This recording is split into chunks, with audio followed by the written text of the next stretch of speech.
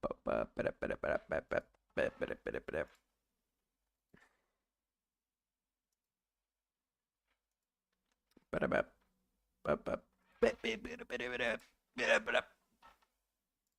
back in action. Okay, YouTube's working, everything's working.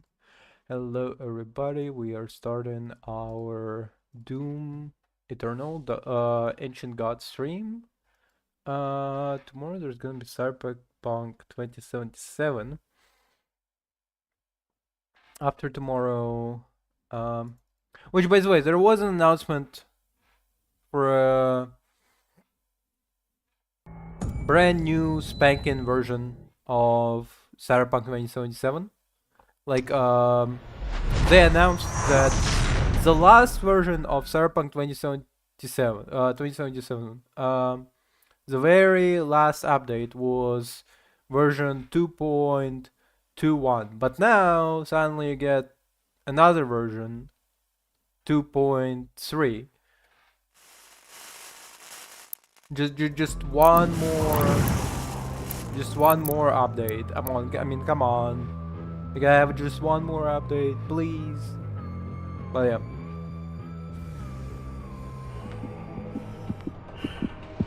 What? Why are we in such a bad... Okay, hold on a second. Let's see. I know why we're in such a bad state, but... Really? Okay, hold on. What? Like, you can't do it to kill myself? Goddamn, okay. Unbelievable. What? Okay. Okay, finally killed me. Okay. I'm doing around what the fuck was happening. Okay, 50 is better than 1.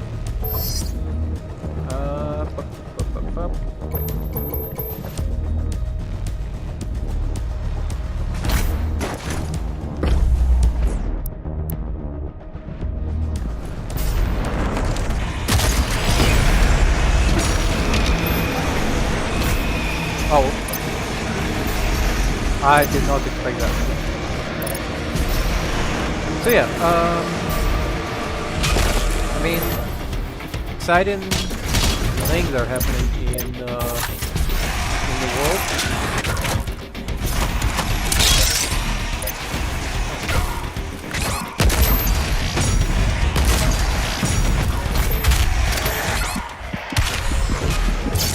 Exciting things happening in the world. Grok became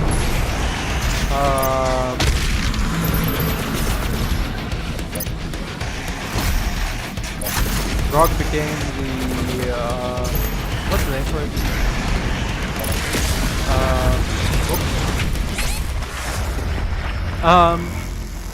Grok became the God Girl. I cannot wait for somebody to try to roleplay with Grok.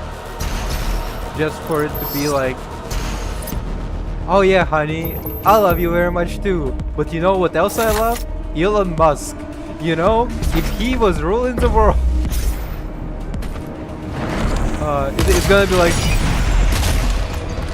I love you very much, honey. But you know what I don't love? You. Like it's gonna be such a fucking nightmare. I swear to God. Like I don't even know. Like, is anybody actually excited for new Grok AI? Oh, also the name for it is Annie. I don't know why, but Elon Musk went with Annie.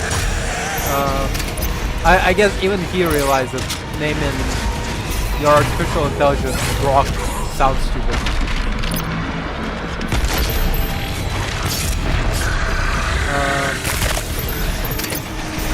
Because the reason it's called Grok in the first place is because he was appealing to fantasy lovers, sci-fi lovers in book Stranger in a Strange Land. There is a word for understanding something so completely you understand like instinctively, which the sound is Grok, okay? And that's why he named it that way. It was super popular when the book just came out.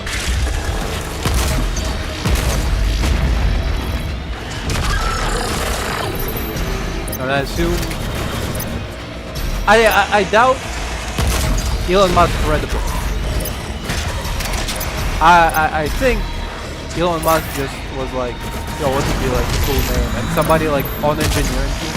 Hey, have you ever heard of this word called Grok? I mean, like, that makes sense.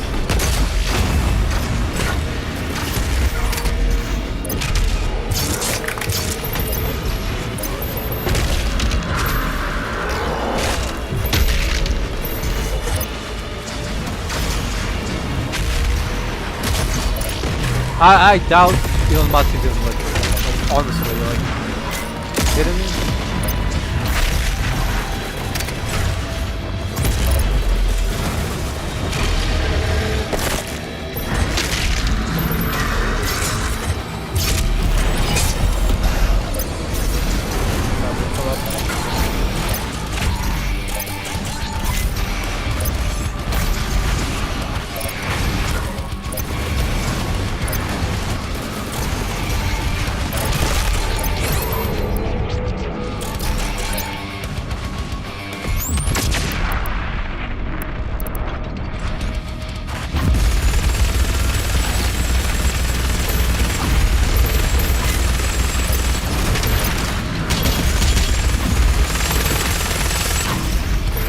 That's so much. It was a little bit quite fortunate.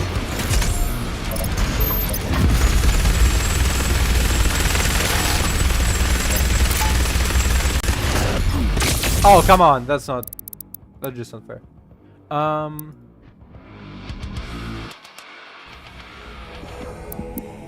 watched a weird video that I think I want to show on stream, but I don't know, like, I feel like I would need to explain my entire thought process while watching the video, which is the fact that the video is from an old-timey cop. That's what it appears to be. Oh, it's yours? Interesting. And he describes how what kind of pressure he felt while going through 1960s cultural revolution. You know, like the video is essentially, now you understand, I get that like black people had felt oppressed for ages, but like, won't somebody think about the good old cops and how they did not feel empowered as their position dictates?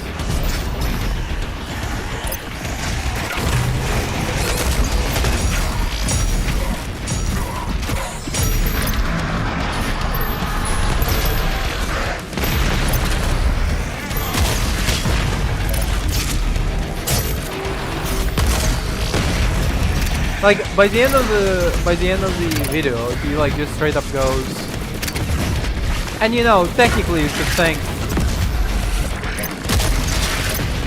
your police officer for keeping peace during such turbulent times that is 1960s.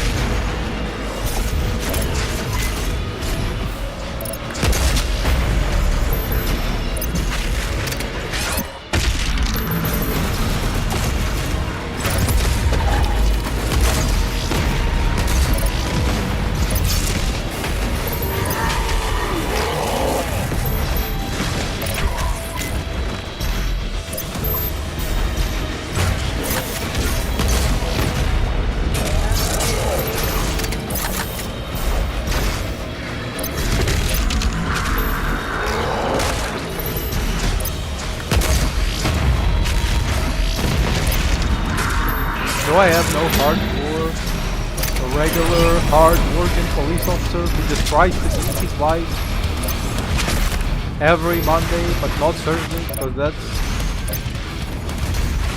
that's the time they go to church?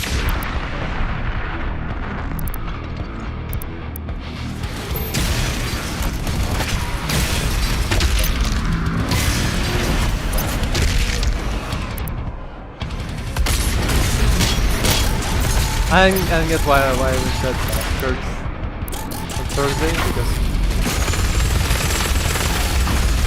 fucking nobody goes to church. Come on. Not when the Puritans, those fucking freaks.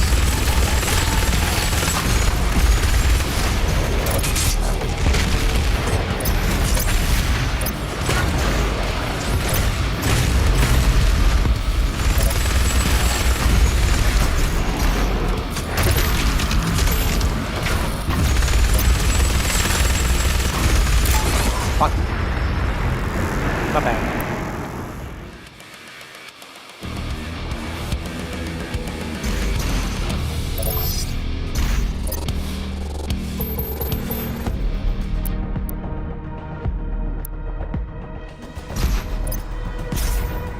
Ah, come on. Every single fucking time. Unbelievable.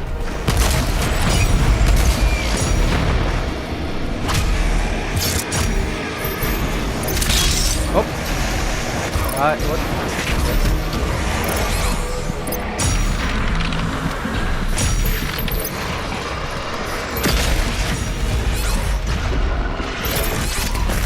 Fuck. Yeah. Well, that was... what it was, I have no idea. Me and a friend were playing a new game, like Cleaner Simulator, but it's in a dungeon. Where it's right now only in the demo, but it's pretty good actually for a demo.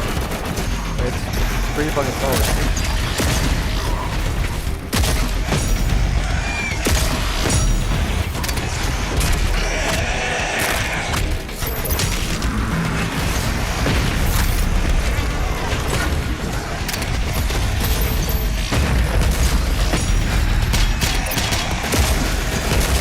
Oh, there's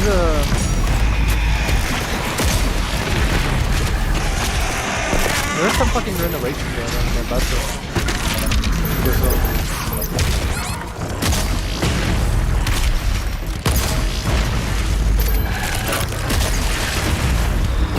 I know Wyland Moore decided to replace stuff in the bathroom. Now I have one more bathroom.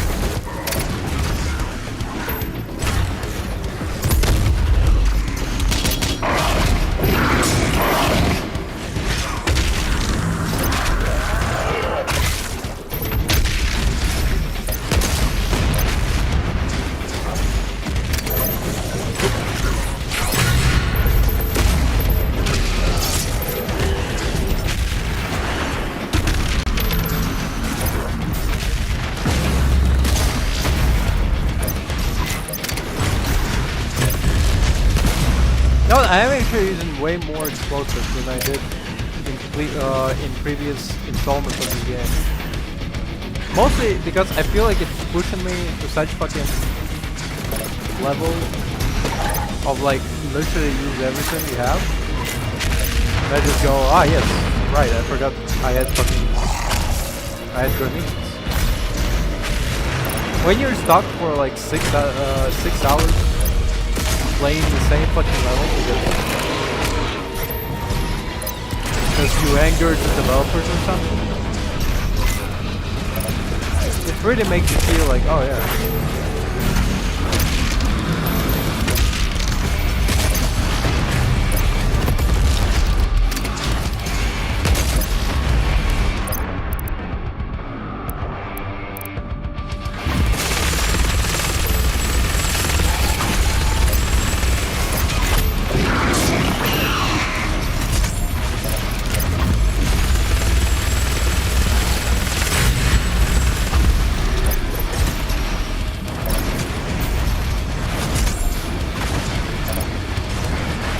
Like this game really makes me feel like I gotta throw everything and the kitchen fucking thing at my enemy.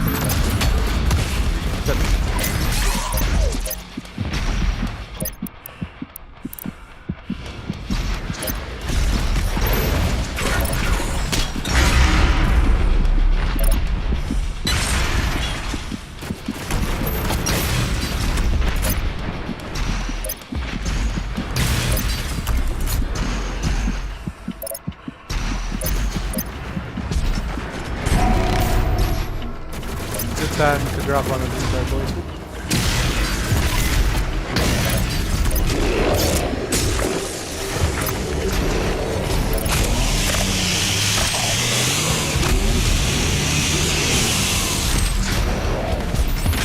Oh, you son of a bitch, you kidding me? God, motherfucker, damn, okay.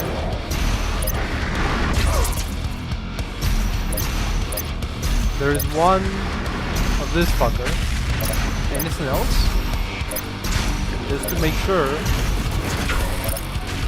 Fucking he's extra fast. Oh shit.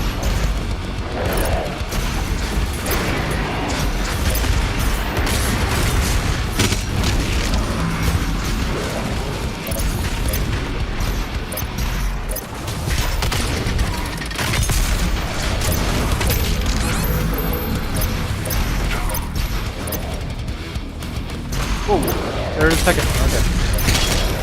Maybe deal with one of them beforehand.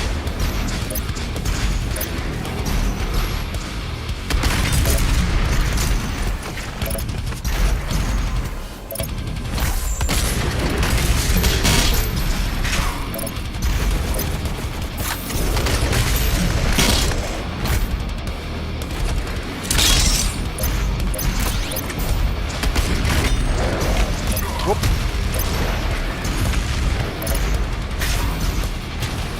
Yeah, let's see what we have. Two of these. Let's go. You serious?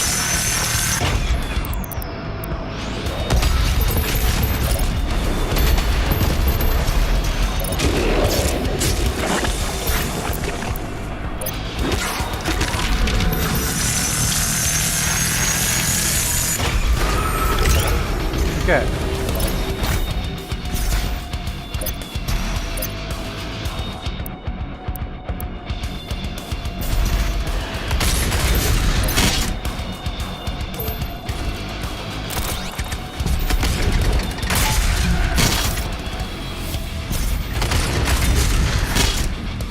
Oh, okay.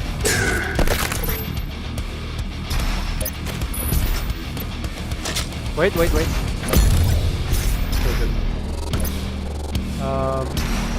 Yeah, this guy got. Yeah, okay.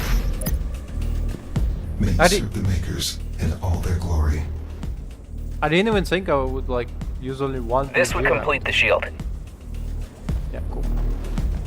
I thought I definitely would need more than one BFG round for.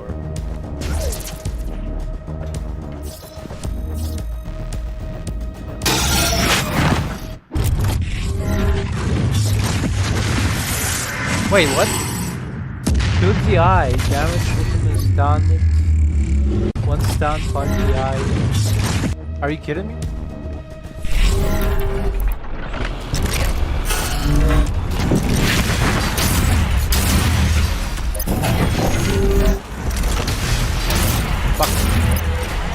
Fuck off.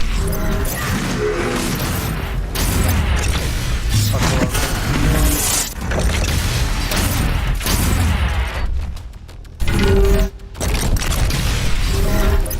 Fucking Rubik's Cube, come on.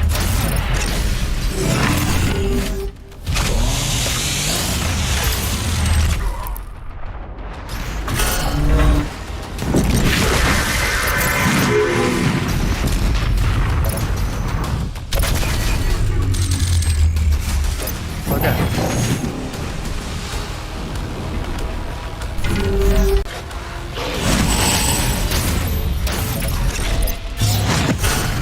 Oh, he's done.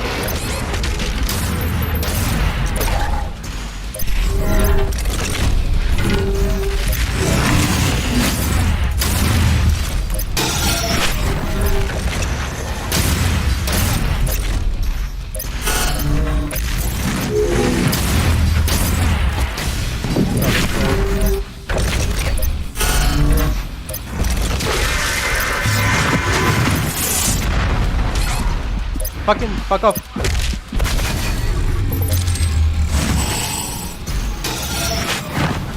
What? Oh. Wait, there's two?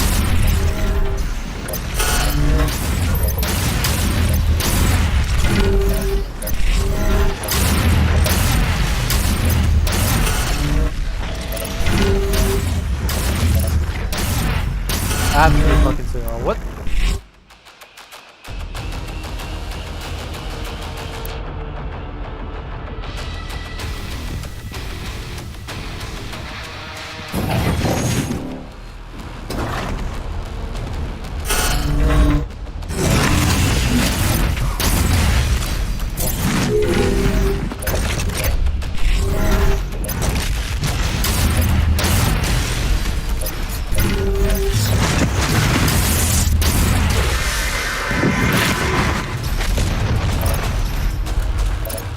Go up.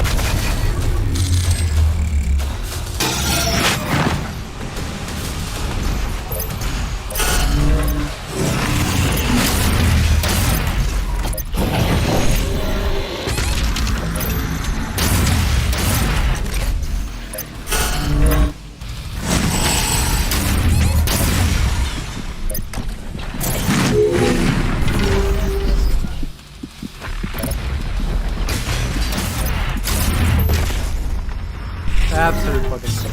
Nightmare.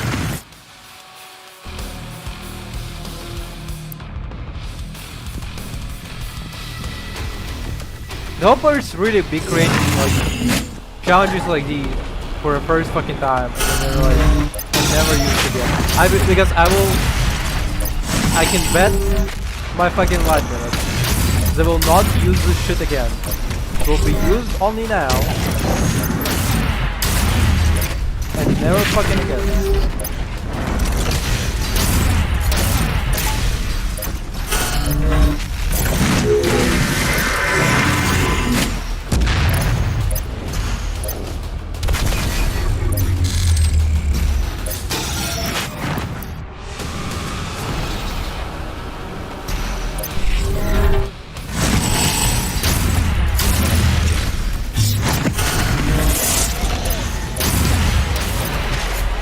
Shit, did I not have much? Fuck.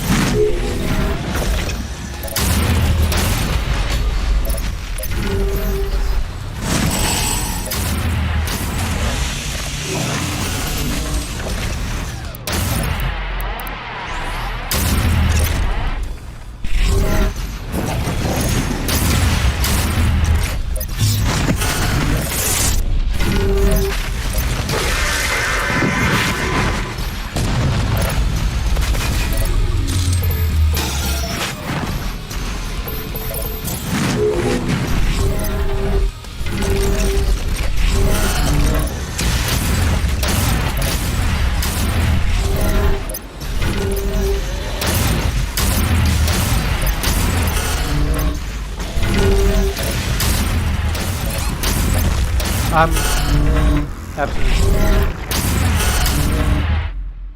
Obviously, okay. I could just fight them, but I feel like that would be wasting fucking time and energy. I don't know. Am I wrong for trying to just move past them quickly?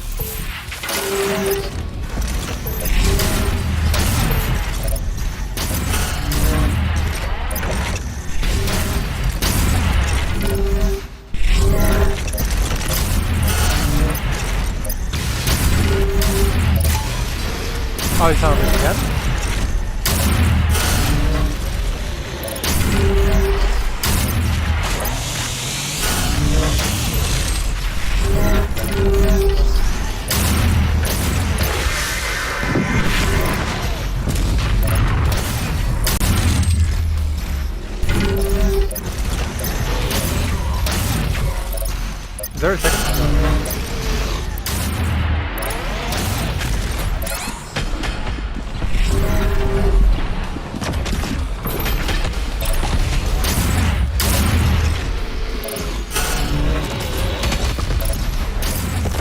Fuck.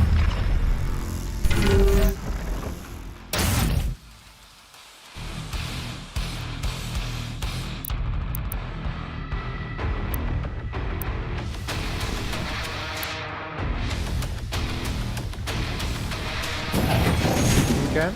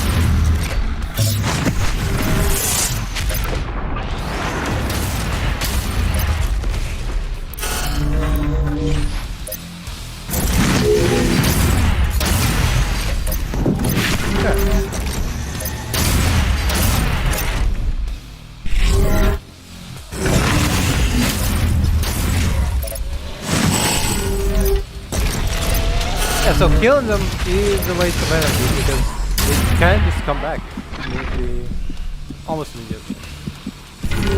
Oh, brilliant, brilliant, brilliant. Yeah.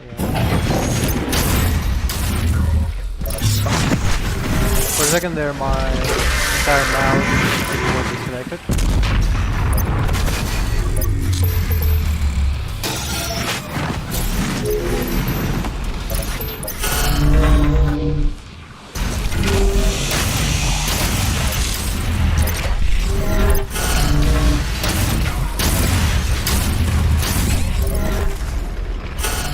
Absolutely. Okay, so clearly using... Oh hey Hex, how's it going? How are you doing today?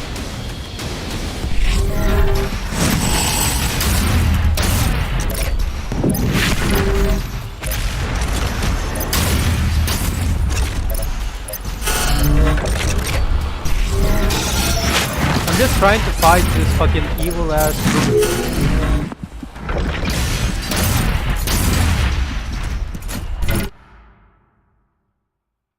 Oh, cool.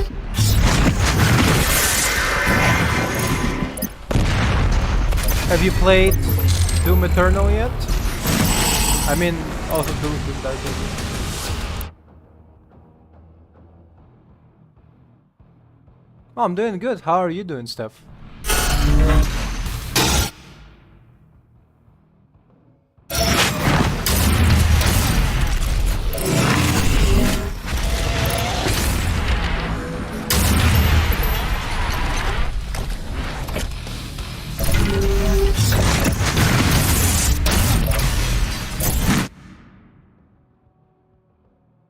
Just not the DLC, fair enough. Ah, doing pretty good. Chilling. Chill day. I'm streaming.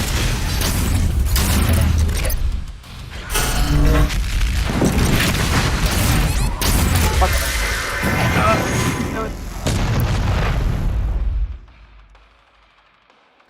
Day is going pretty good. I mean, I am... Honestly, I don't know. There's not really anything exciting going on in my day. I was trying to start recording on the video for Bioshock 1. I was trying to do like a instant video to record, but then I had like my landlord invited people to refurbish one of the bathrooms in my place, and that in turn put a dampen on making a video because of the noise. But otherwise, I played some games with my friends. Right? Have you? Okay, I don't know how excited you are, right? But I am very excited. Have you seen the fact that Elon Musk announced new AI powered by Grok? And it's like a ghost girl with blue eyes and blonde hair and ponytail, and his name is Annie. I'm very excited to see a first poor sucker who decides to RP with it, and then it turns out that it like brings in all the Grok AI stuff, like poor guy tries to like RP with Annie and immediately Annie goes, but what about white genocide in South Africa? And I cannot wait for that. I'm so excited. It's so fucking funny.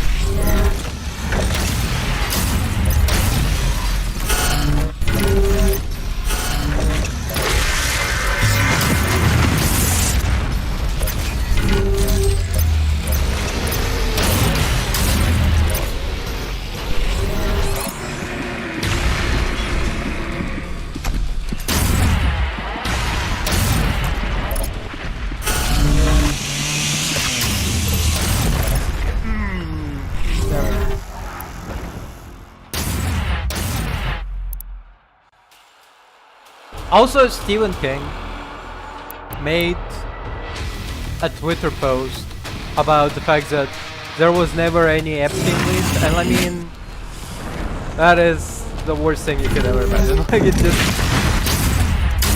Stephen King is like there was... Oh.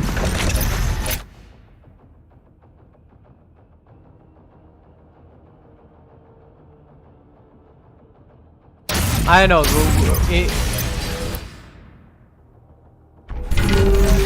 well, the plasma rifle uses the same fucking type of ammo, but I wonder... Well, I mean, yeah, obviously any type of damage works. I don't know, they just demonstrate to use... what's it called? They demonstrate to use the ballista in the tutorial for this part, and I was like, I don't doubt the developers. Okay, like I see developers using the ballista, I use the ballista. Okay, that's my. But you're smart, thank you.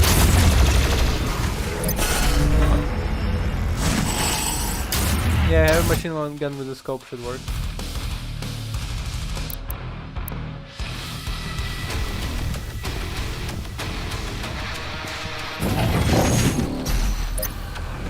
Or with the rocket launcher, let's see.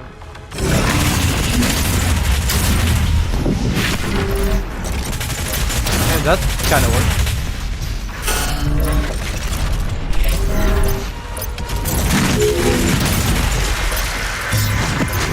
That worked just as well. Oh, look at me. Oops. Look at you. Look at everybody.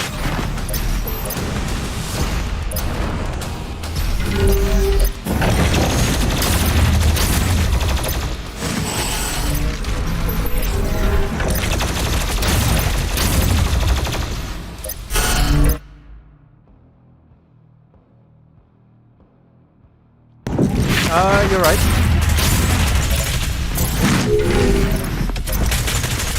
You're undoubtedly right about that. But I am pretty good sniper, so I just prefer overall damage to the thing. But you're right.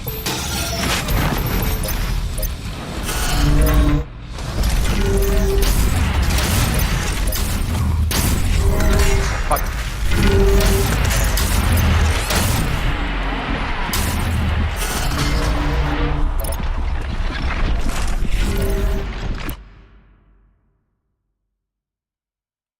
Yeah, it's actually pretty loud for me as well. Hold on a second.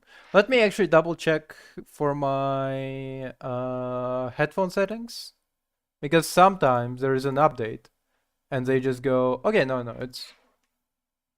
this is as loud as my voice will go. Okay, fine. Then I will be making the game a little bit quieter.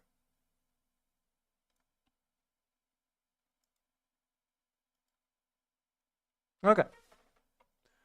So the game will be just a smidge quieter now. The problem with like Doom Eternal is the fact that for whatever reason, the game developers really don't like me extend the window while the game is running.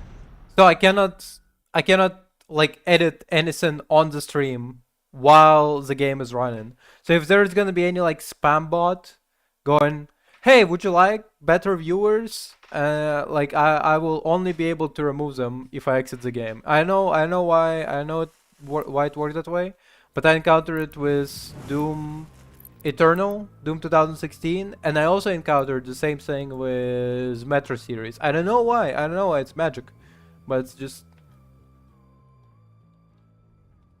But yeah.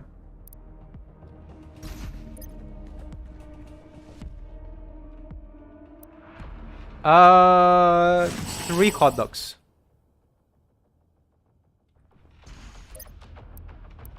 For breakfast, I ate 3 hot dogs, 3.5 hot dogs. There is half a hot dog still on my table.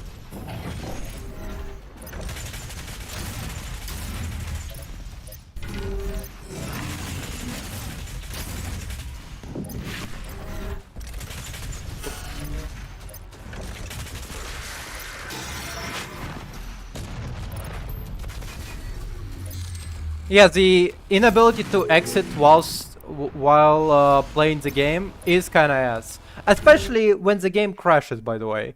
When the game crashes, and for whatever reason, I have to... Like, if the game crashes, I cannot exit the window.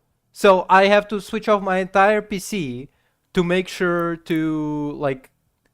So it turns off the game. Because as soon as the game crashes, if it froze, I'm fucked. Okay, there's no way out of it. Besides switching off my entire PC. Oop.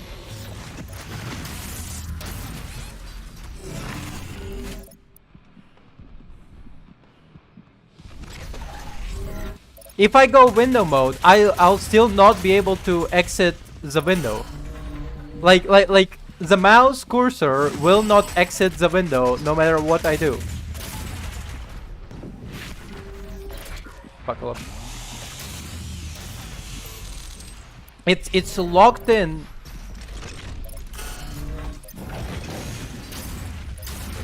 Fuck. It like the mouse cursor is locked in on this window, and if the game crashes, I will not be able to exit the window.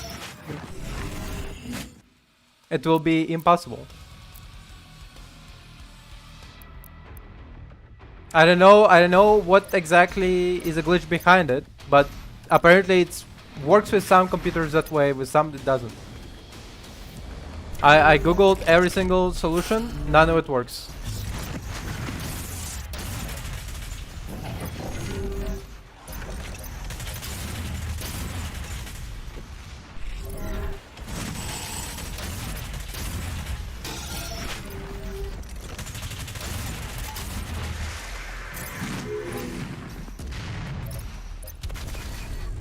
Well, to be fair, I googled every single way to fix it, and nobody actually knows what I'm talking about, because like only very few people suffer from this problem, and those few people, whenever they talk about it, have no like answer to it.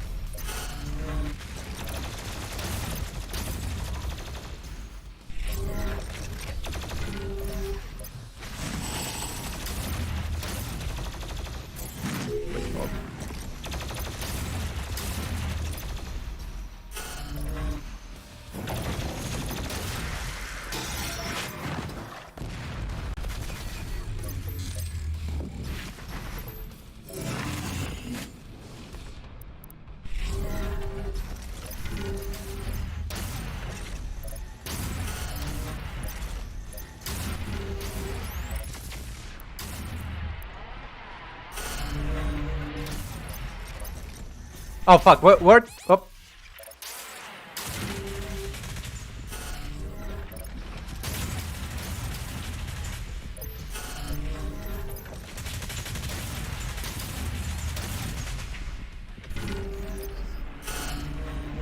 I am seeing my death coming for me. Oop. That's not what I was trying to do. Son of a bitch. Okay. Well, I wasted BFG ammo. Son of a bitch. Unbelievable. But yeah, my breakfast, by the way, Stephanie, was 3 hot dogs. It was delicious. I adopted practice of putting sriracha on my hot dogs, and I also have some chipotle barbecue sauce, and I put those as well, and some mayo and some spicy mustard. Delicious. What? What the fuck do you mean sweet hot dogs? Oh! Unbelievable. I'll just I'll just restart the check.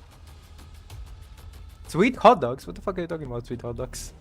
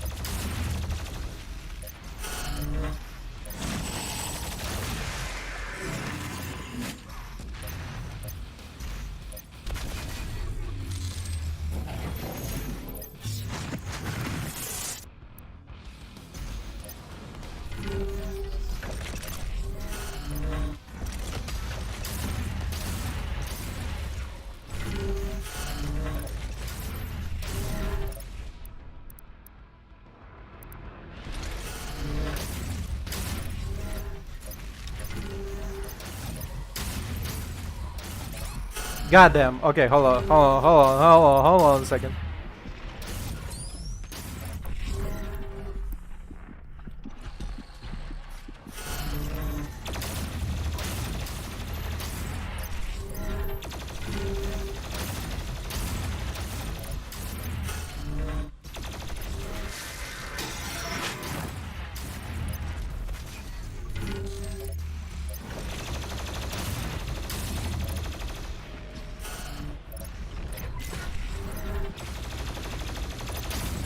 Oh, come on. Why don't quick draw? Because I suck at quick drawing and like, I get the principle behind it, okay? Just for me it's easier to do this mouse wheel because I remember exactly what's going on with every single one of these. Like, quick draws for me very useful against the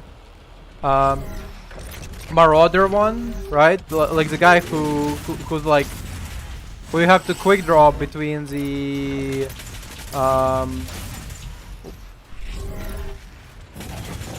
when you have to quick draw between the the ballista and the super shotgun. That one is very useful for me. Otherwise, quick draw I usually don't use. I don't know. It's not useful for me.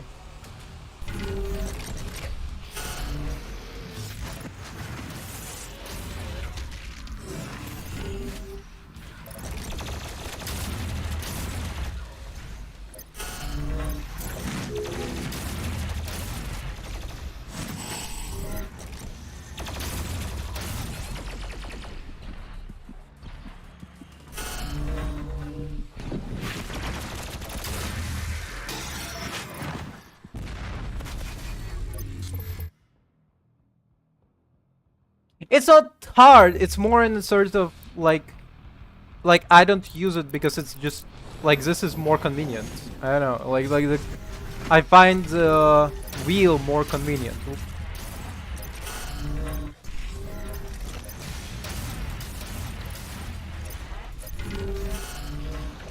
I get that I'm partially losing time every single time I do it, but it's just more convenient in terms of like what I need to do. Like I know exactly what I'm drawing every single time. I know my brain is smooth, okay? I cannot concentrate on so many things at once.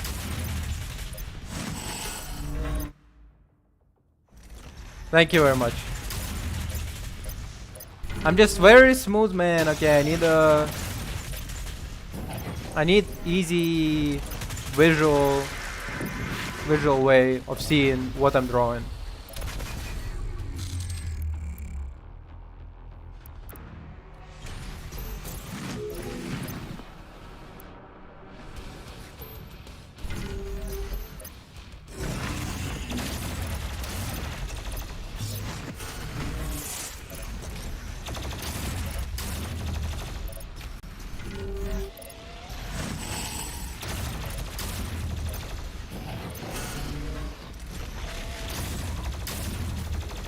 Sandwich.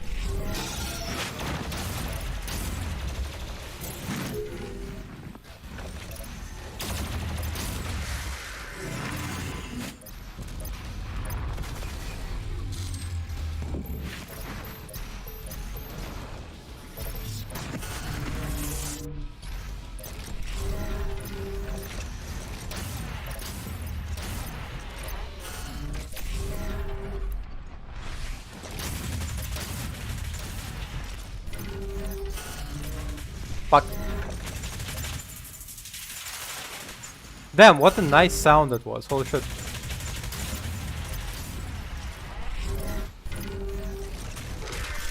Oh no, fuck. Second time? Goddamn it, okay. Unbelievable. What a waste.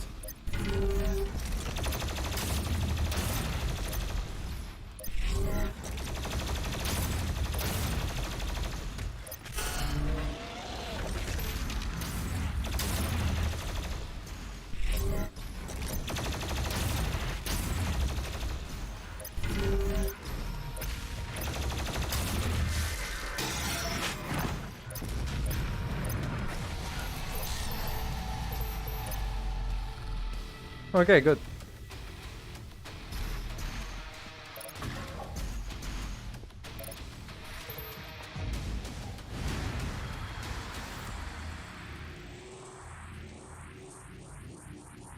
Really?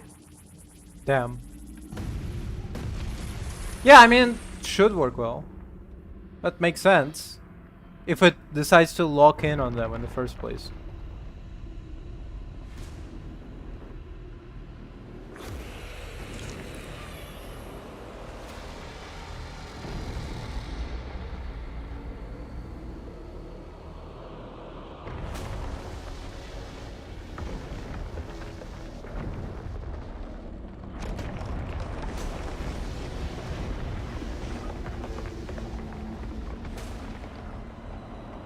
Can you imagine his entire life was just elevator?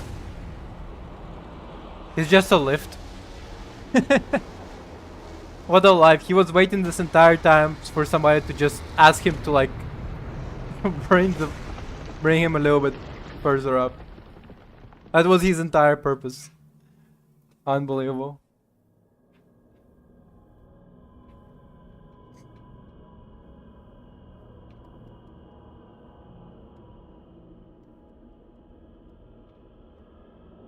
Fair, this only took me like 50 minutes, so. Hurry, retrieve the Father's soul sphere. He will save Urdak from the demons. For the humans' sake. Do it now. So I don't get it. He said that he literally cannot go here because he's forbidden. But now he's here. Like how does that work? Like how does this rule set even works in the first place? This is the Father's sphere. He will save me.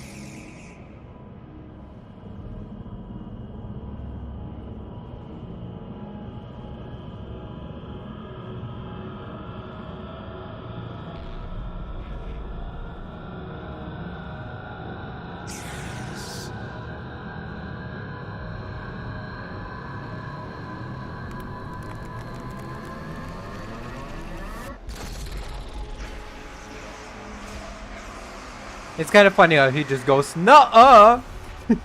Just pops the balloon.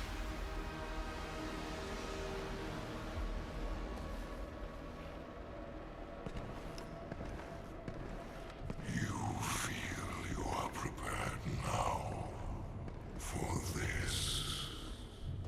This is the Dark Lord's life sphere. He'll take physical form if you do this.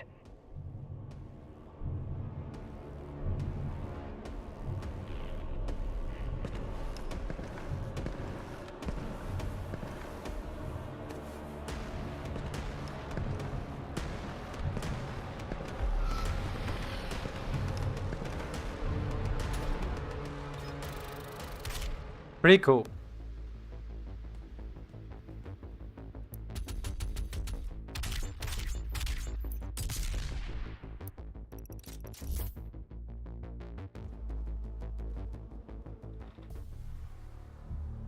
Hell yeah, we're gonna kill God.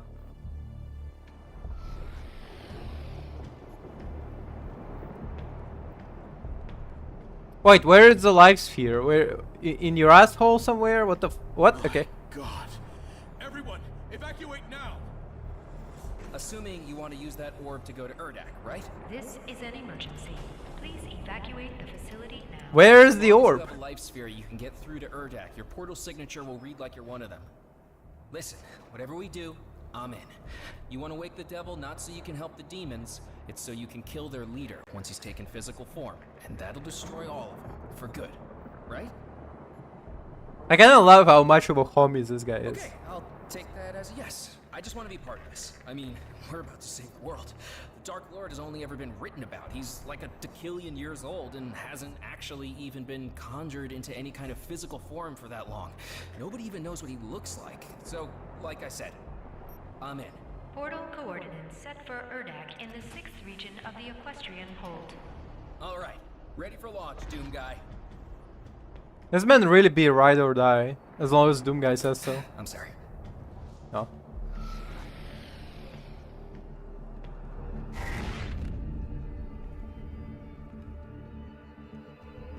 Hayden's files are extensive, and the Ark recorded all of it. The Dark Lord can't be killed until he takes physical form. They're going to have to accept you because anyone who earned the right to acquire a life sphere in the swamp are free to pass through into the Luminarium and insert whichever sphere they have. Effectively, you could awake anyone in there and they'll actually have to help you do it.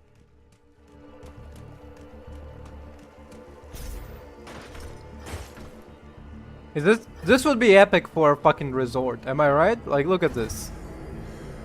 If you just made this place, if you put like a hotel in this place, would be bitchin'. Am I right?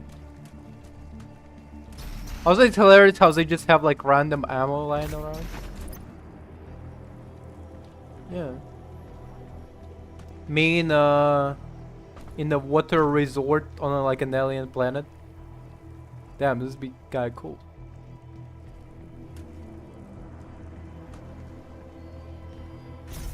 Oh. Was that just like nuh-uh to me? Like,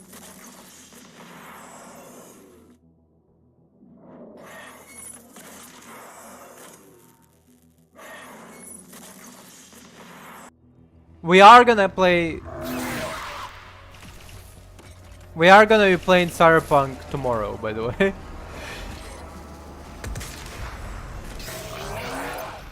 Cyberpunk? No, wait for that. That's tomorrow.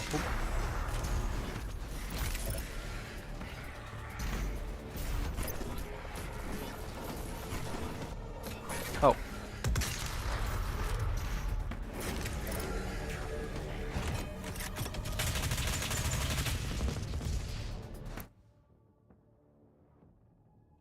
Fair enough.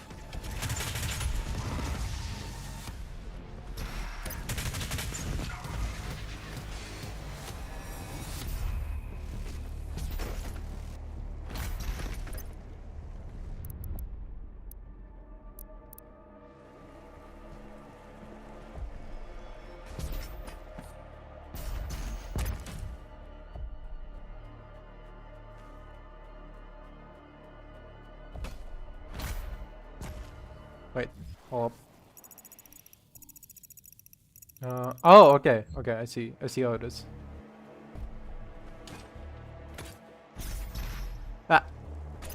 Wait, so was I supposed to jump there? Okay, hold on. But I could literally... No, okay, I could not do that. Whoop.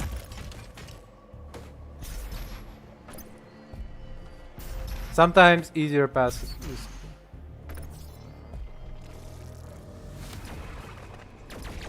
Okay, good luck. Thank you very much for watching. Whoop.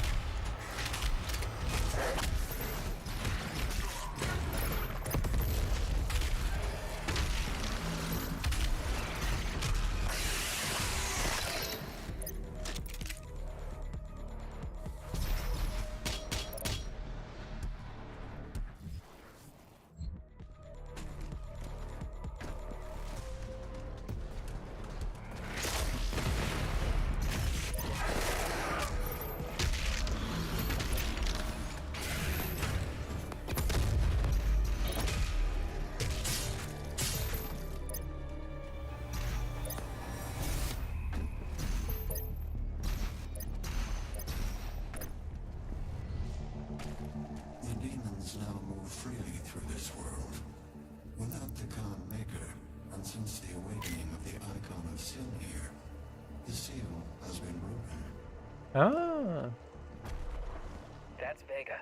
You left him here on your last mission. Yeah, but he's labeled the father because he's like the OG.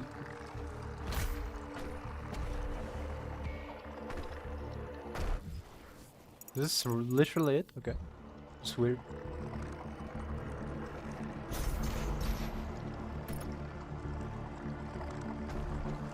Oh, weird sound.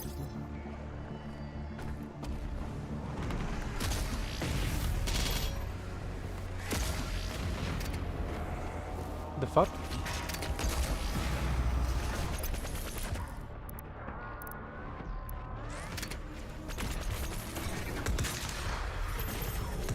Buckle up. Oh, what? Another one?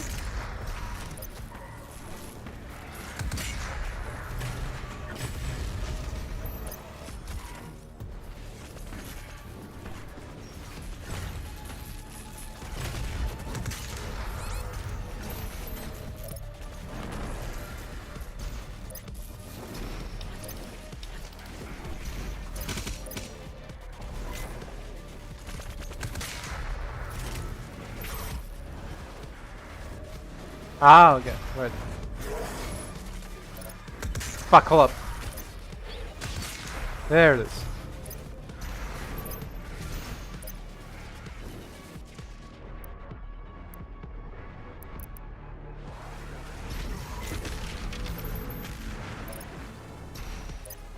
Did we just one-shot that fucker?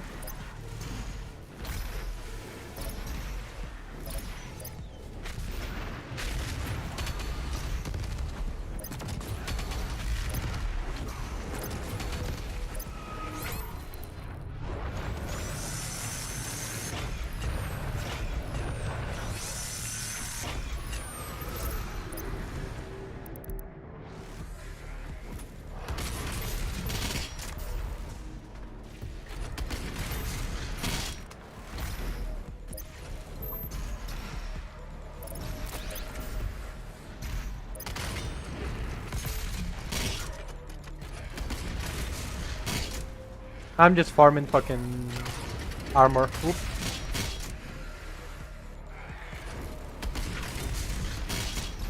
Okay, they're clearly spawning more, so where the fuck is the guy? Oh, there's the guy.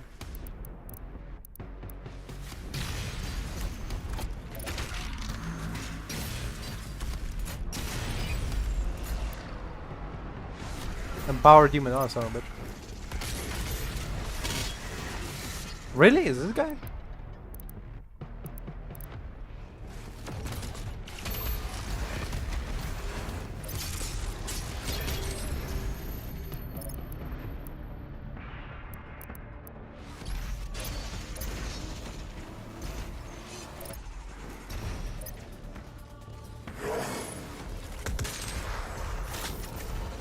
You dumbass.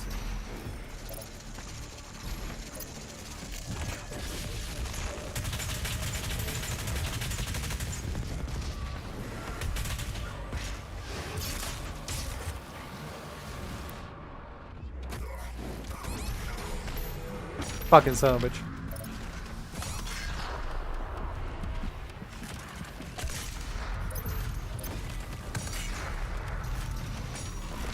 Ah.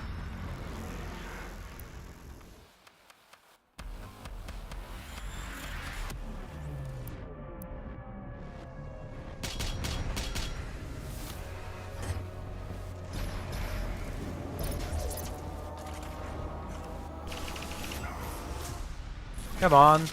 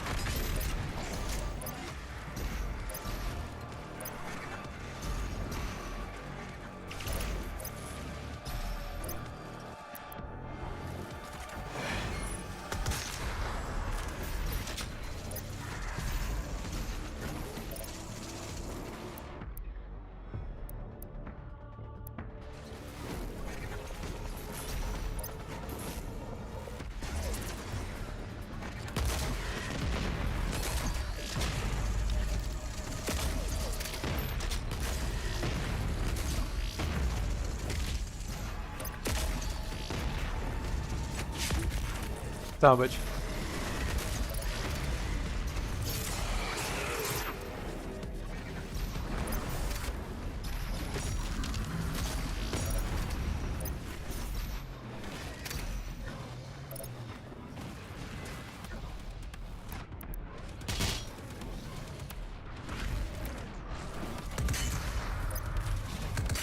Oh fuck, come on. Serious?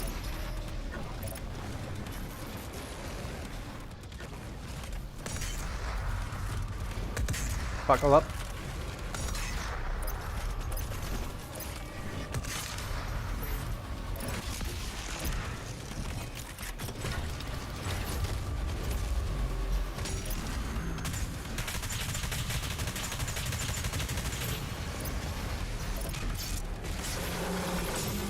Holy shit, there was 4 of these fuckers? Goddamn, okay.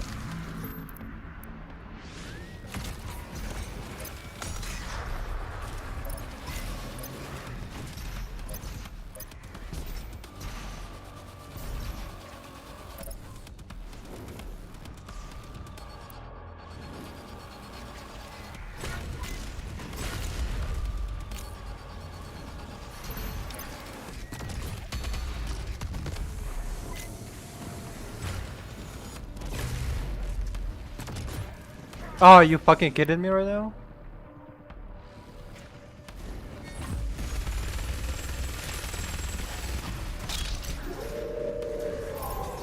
Unbelievable. Unfucking believable. God damn it.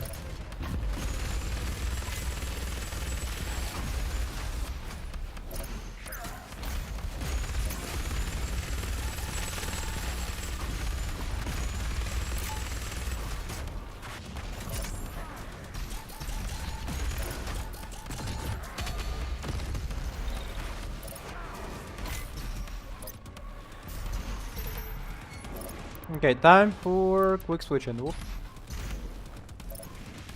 Okay, come here, you bitch. Come here, you dumb fucking bastard. Come on. I know you fucking wanted it. Come on. Come on, baby. Give me a fucking kiss. You fucking piece of shit. Come on. Come here. I'm fucking waiting. Ah. Oh, come on.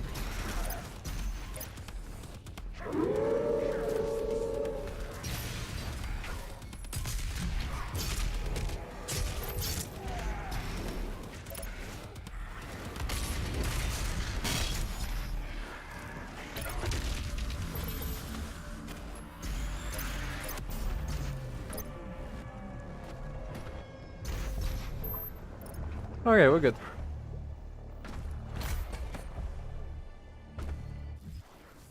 No secrets at all? Shame. Shame, shame, shame. Shame on you. Wait. Ah. Wait, what?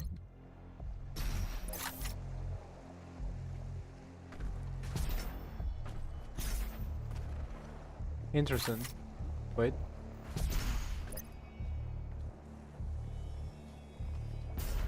Nope. Definitely not. Fucking.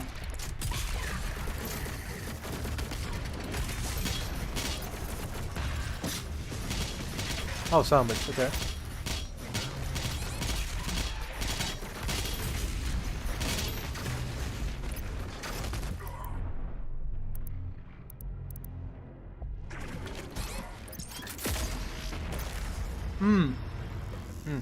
Unfortunate. We had a little accent.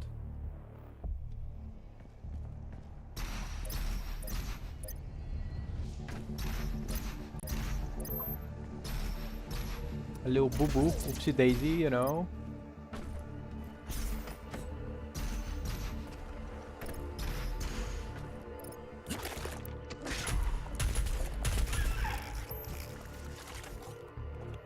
He's just fucking standing there chilling.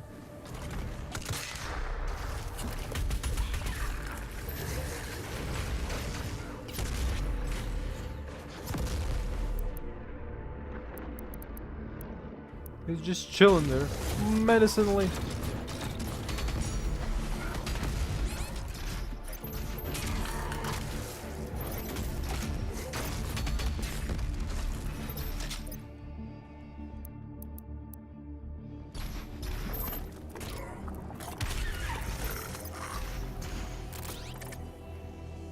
Ah, interesting.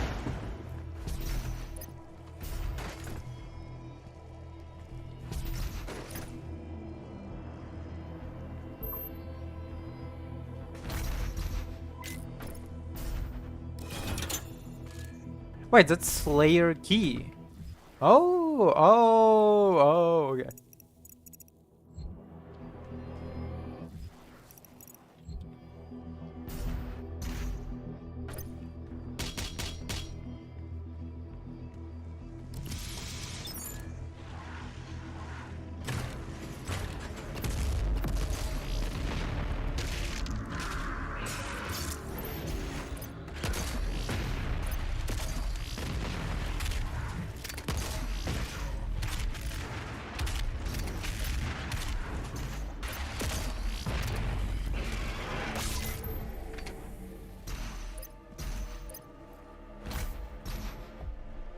I could have done it better, but you know, whatever.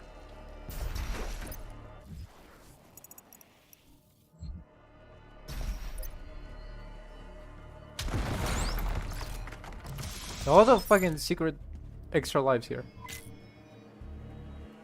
I mean, we can home runes. Yeah. Interesting.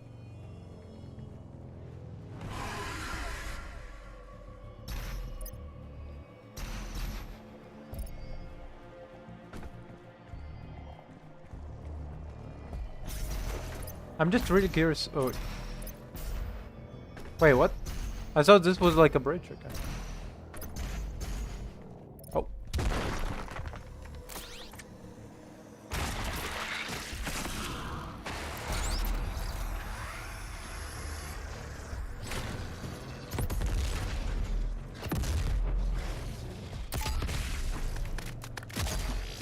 Are you kidding me? Oh, this is fucking unbelievable.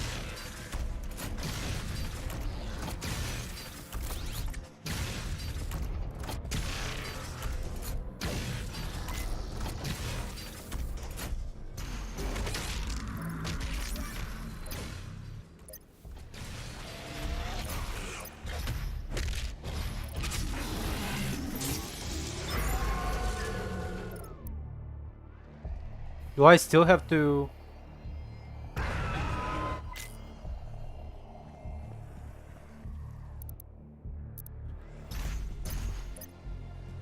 Hmm.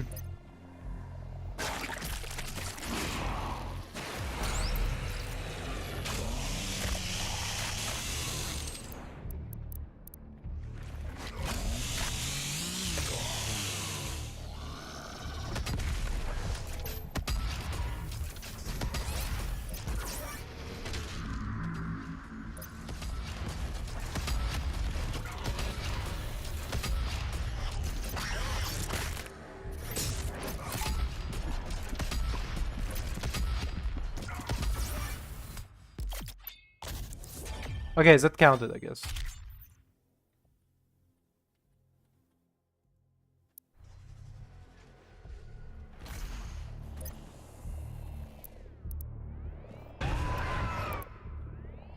Interesting how they just disappear once the...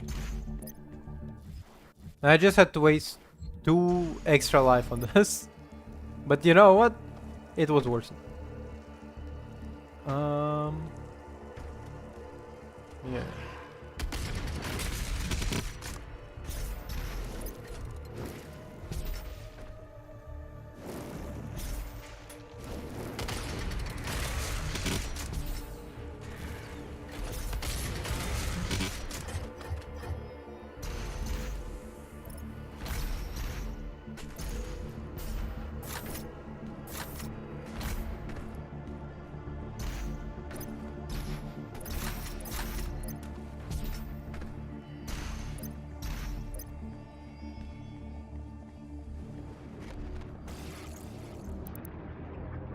Oh, you gotta be kidding me, really?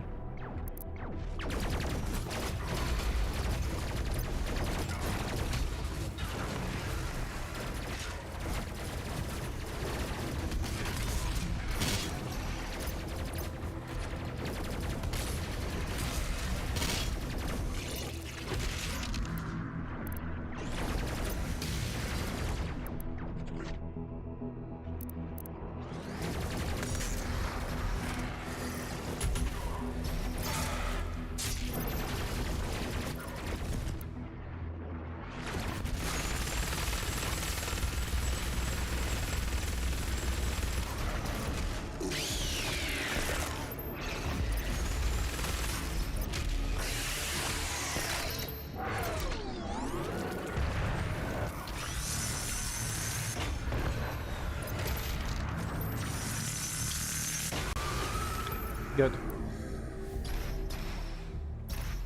I think that was a net positive to the world, okay?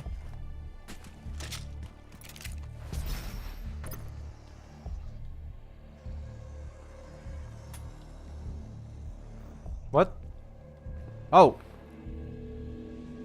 Oh, the textures didn't load. Oh. Interesting.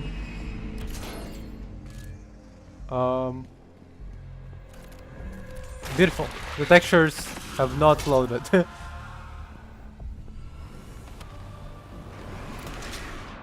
Are you fucking kidding me right now?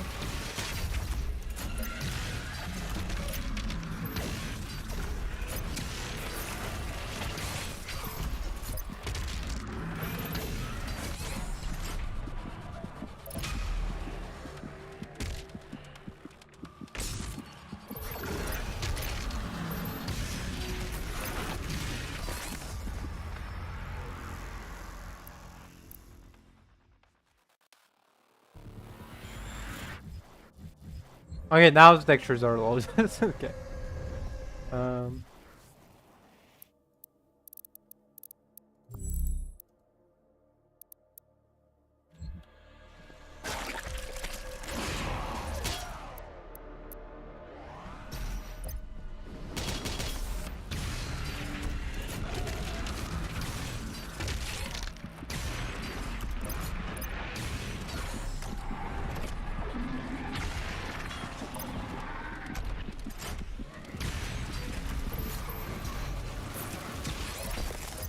Goddamn. I'm not even sure how the fuck this is supposed to fucking work. Goddamn. This shit seems unbelievable.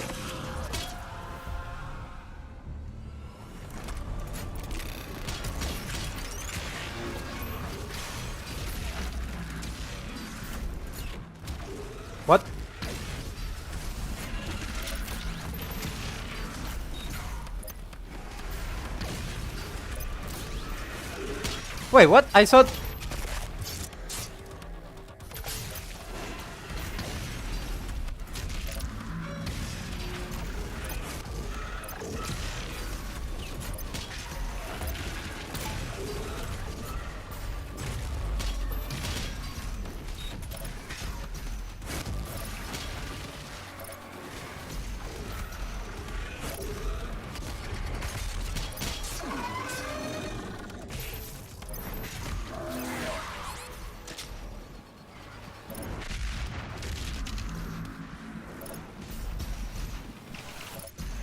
Ah, okay, I see. Oop. Unbelievable.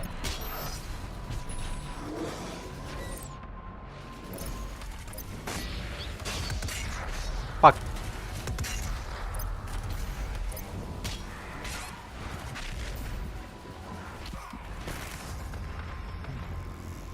Honestly, I don't know what the fuck I was doing. Like, honestly, I have no idea.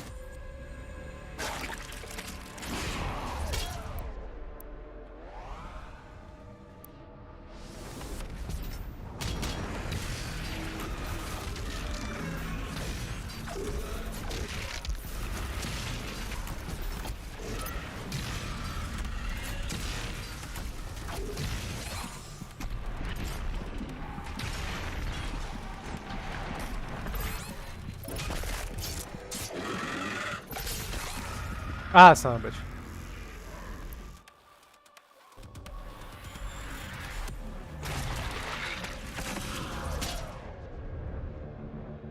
Son of a bitch.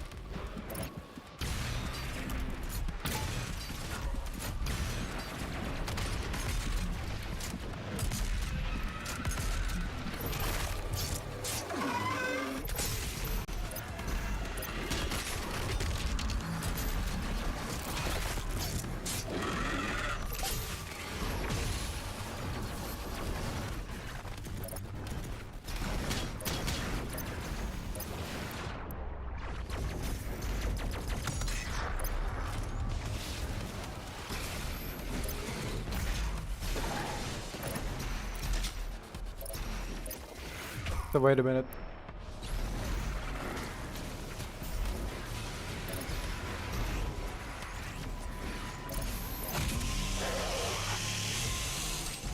Okay.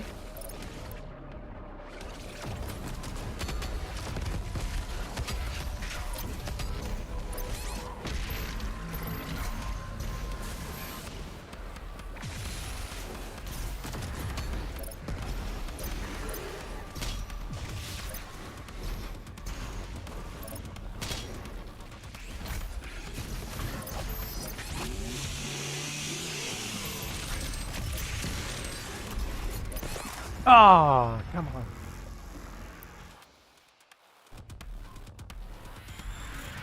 Okay, wait a minute.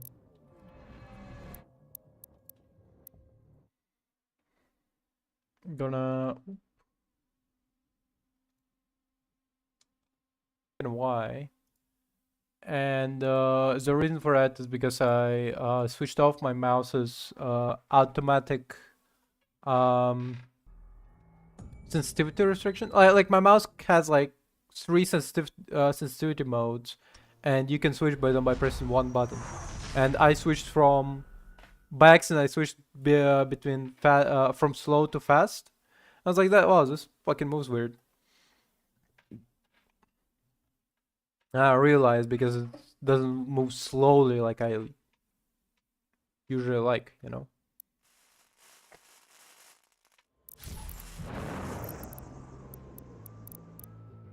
Oh, it campaign, no, Ancient Gods.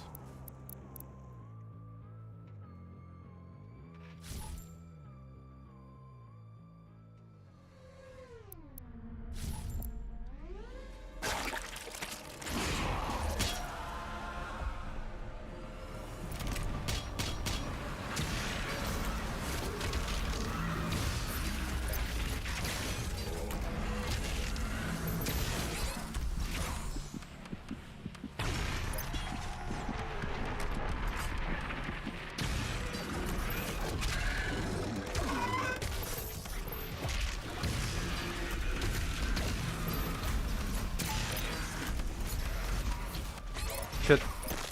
Ah, got him.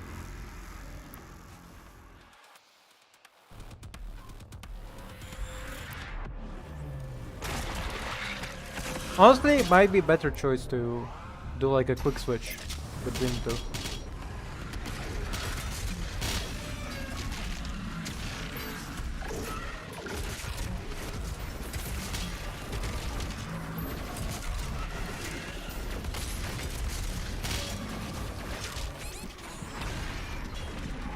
Wait, what? They already spawned 2 of these.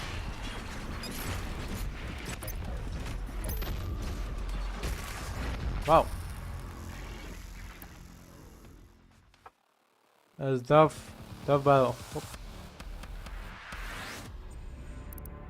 I think correct choice is keep spamming while also keep throwing fucking grenades everywhere. Shit grenades if you can. Whoop.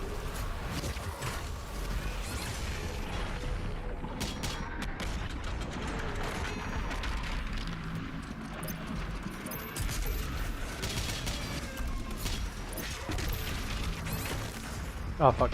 I'm pretty sure I was staring at his cock. Like, and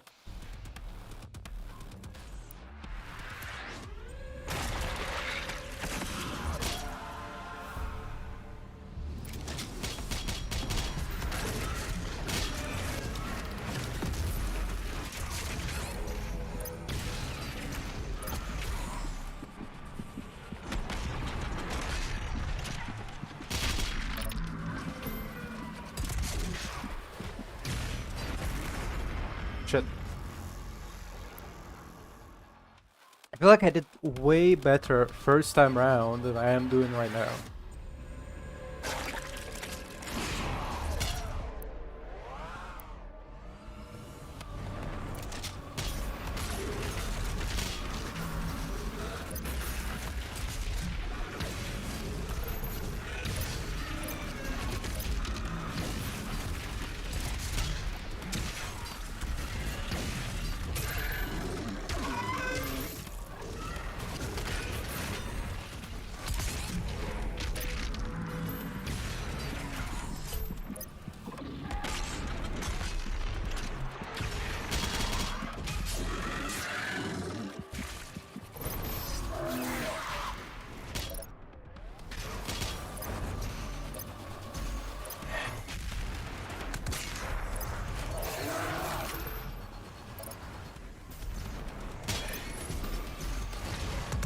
Ah shit.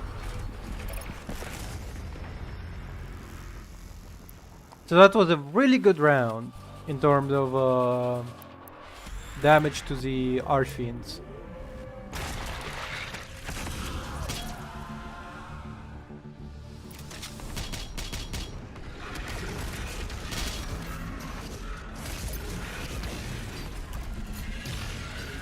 The fuck?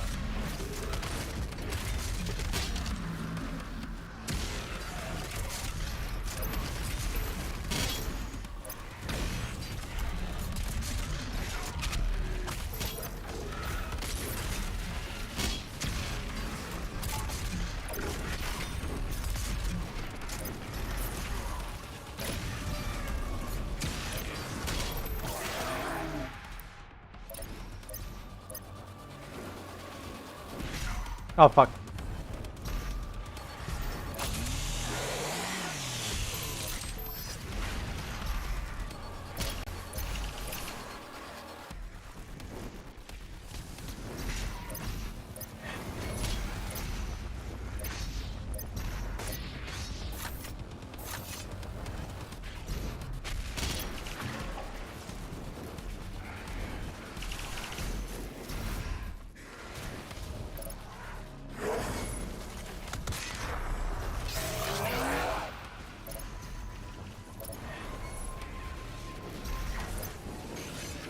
Oh, what the fuck?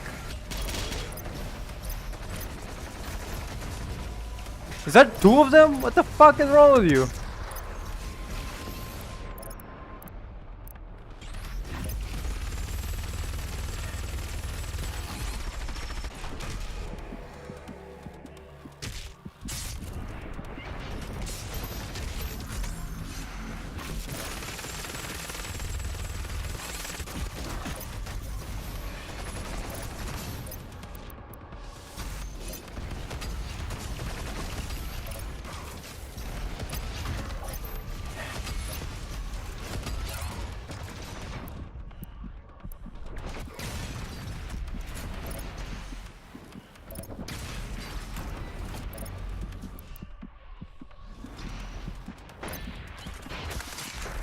Unbelievable. Whoa! I don't even know how the fuck to tackle this. Like, do I spread my ass cheeks? Do I spread Zaire's? Like, it's a complicated fucking question. What the fuck?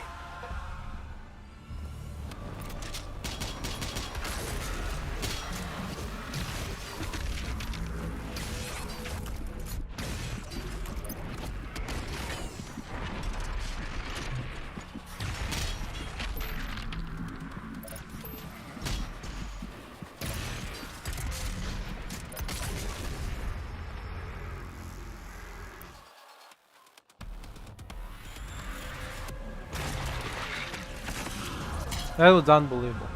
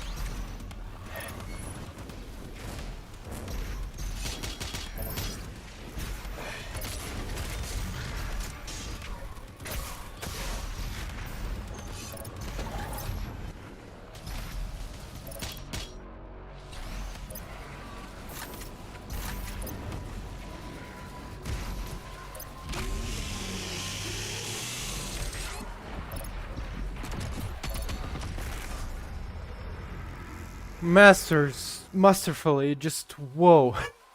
Damn. Oh, what the fuck?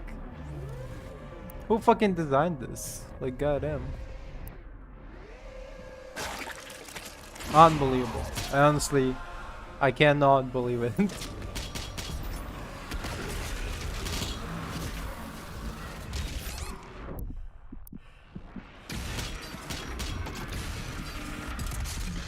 What? How much fucking damage do you want one of these motherfuckers need?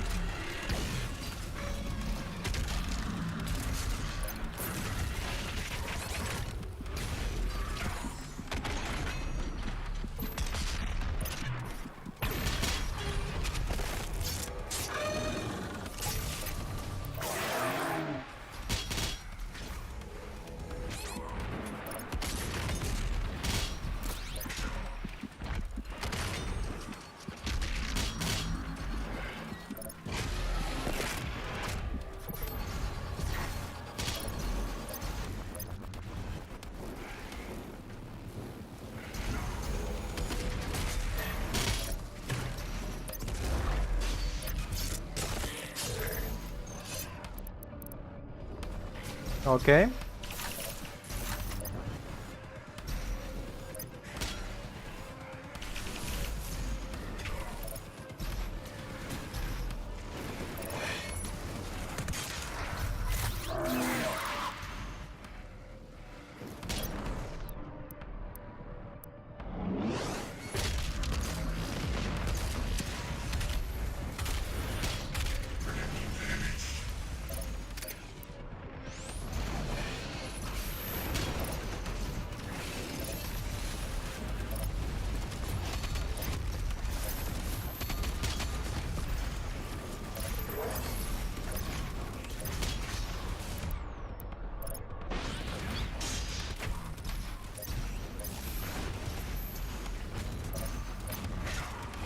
Salvage.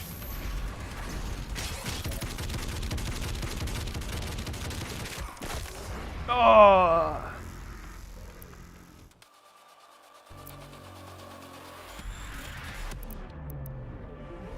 Ooh, okay. But damn, did we clear it close? I am very surprised on how, for some reason, they decide that the next stage has to be determined not by the strongest, but by the fucking newest NPCs that we encounter, like demon we encounter. Oops.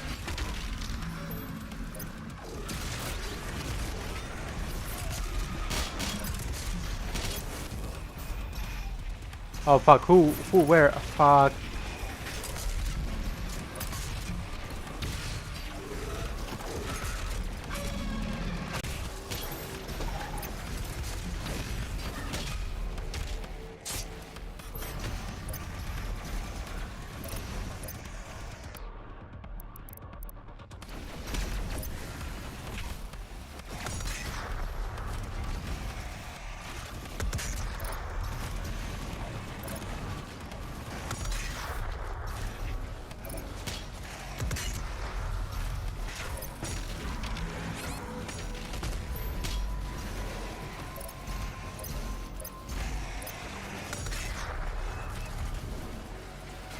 Fuck.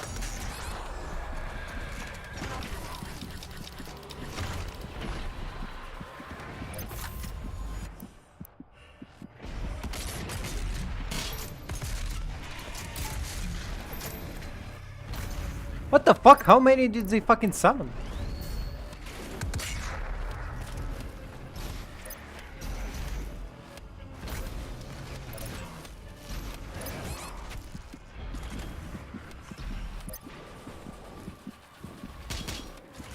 I know why, but the German word for turtle for some reason just keeps running in my head and I have no idea. Like, I know this is the most recent word I learned in German, but like, damn, fucking weird. It's Schildkröte, by the way. By the way, if you didn't know.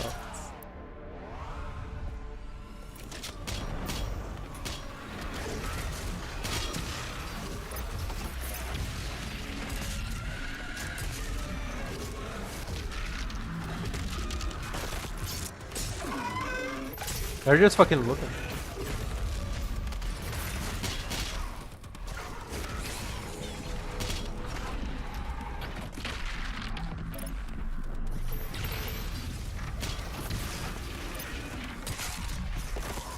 Shit. I don't know what the fuck got me there. I think this guy?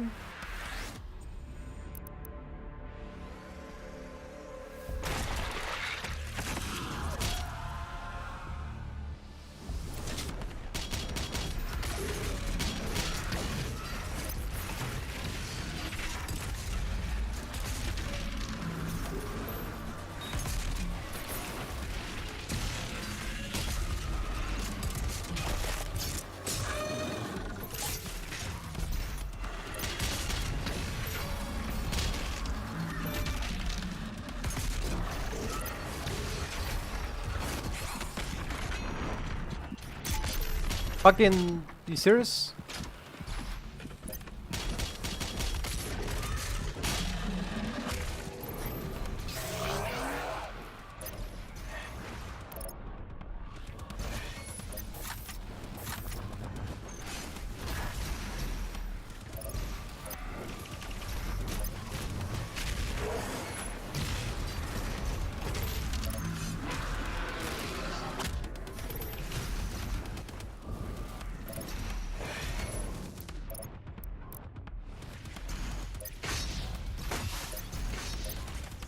I should.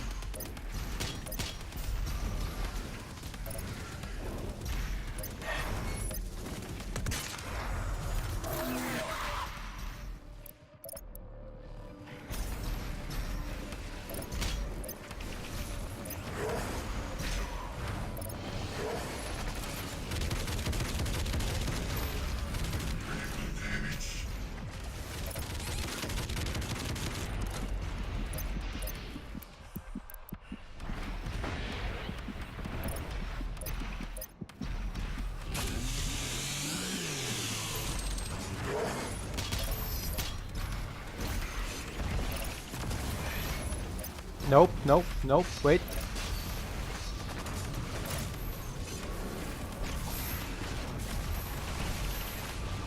There's a fucking guy.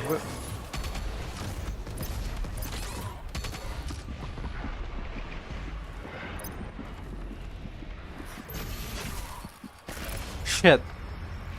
Unbelievable. Brutal.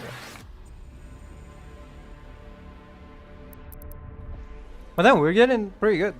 Honestly, like I didn't think this was as hard as the previous one. I know what the fuck they're planning to do for the next challenge.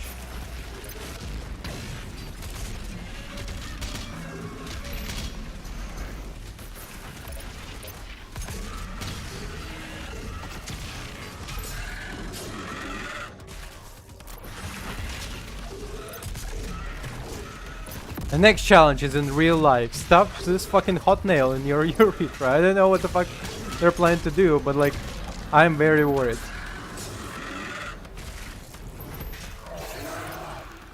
In terms of what they plan to like upstage themselves in level of difficulty. Oops.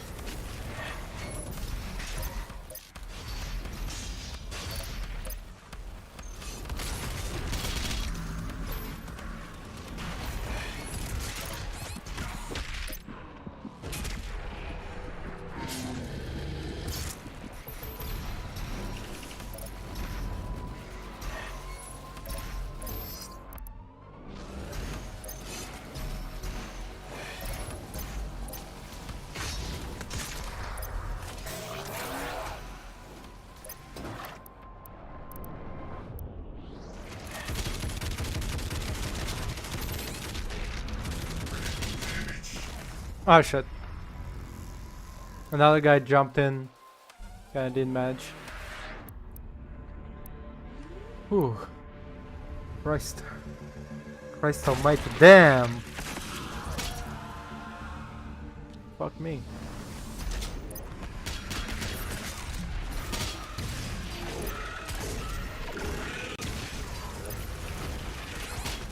Oh fuck. Okay, you know what? Low checkpoint. I'm not fucking doing it. Fuck you. I'm not fighting extra enemies. Fuck you. Like Jesus Christ. You know the thing I'm fighting is my fucking high cholesterol. Okay, like just buckle up.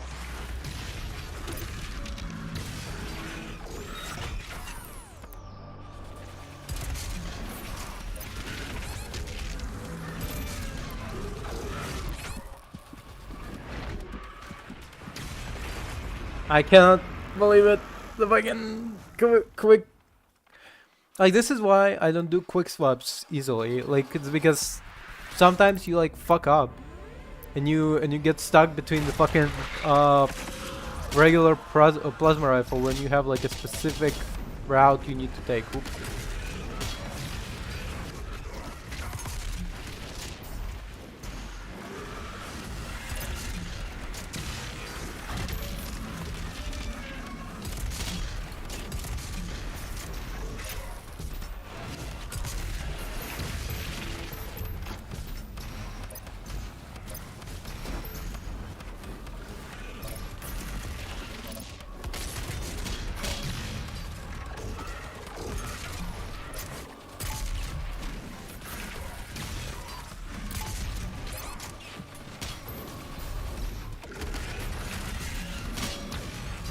Good.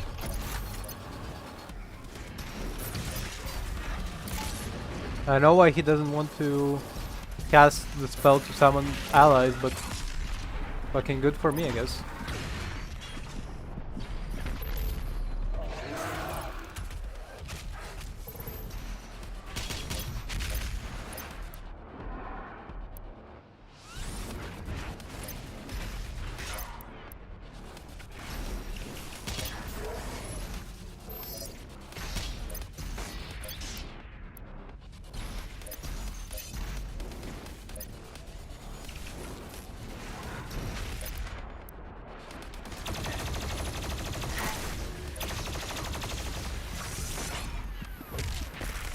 Shit. Actually, I do need to exit to fucking restart my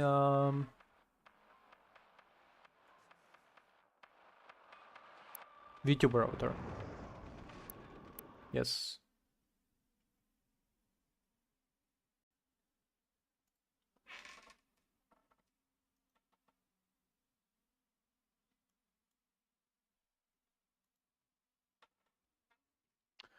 Okay. Whoop, hold up. I kind of. Oh, 1 second. I'm kind of stupid. I immediately went into switch on the game.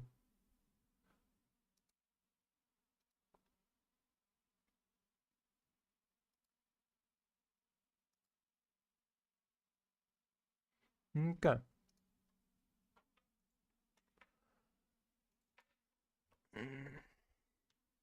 Oh, back to it.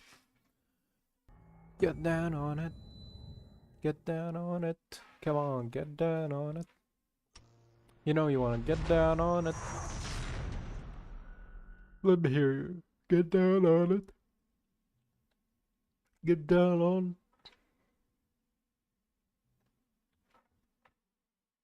Another 5 hours on the challenge. Whoop.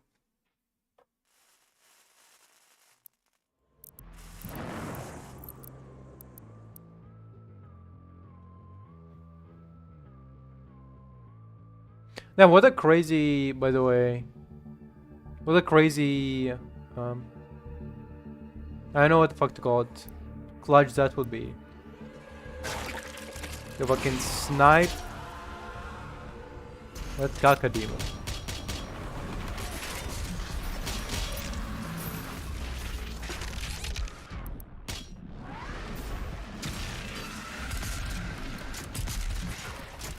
Are you kidding me? Like, damn.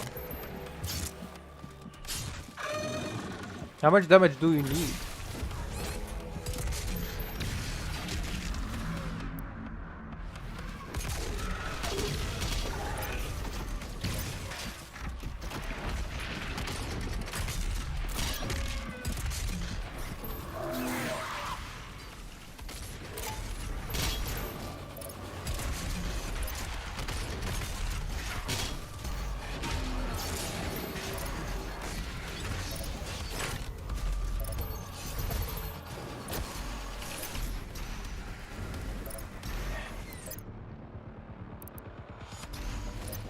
Okay, hold up.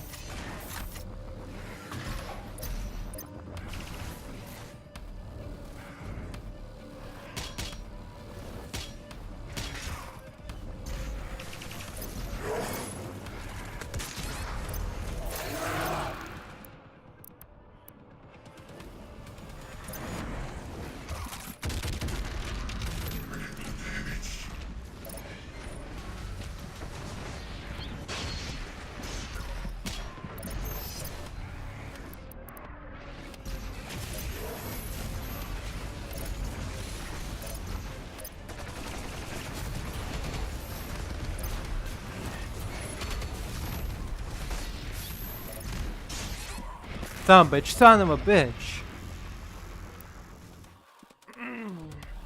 That is not fun. Oh, crazy.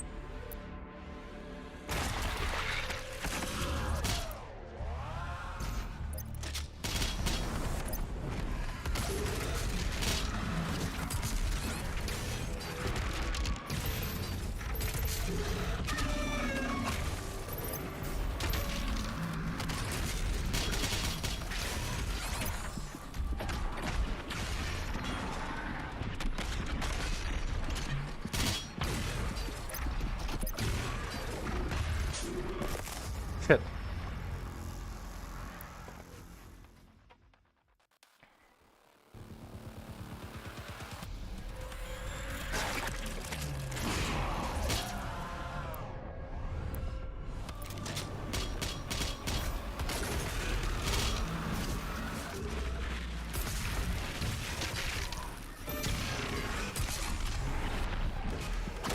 Okay.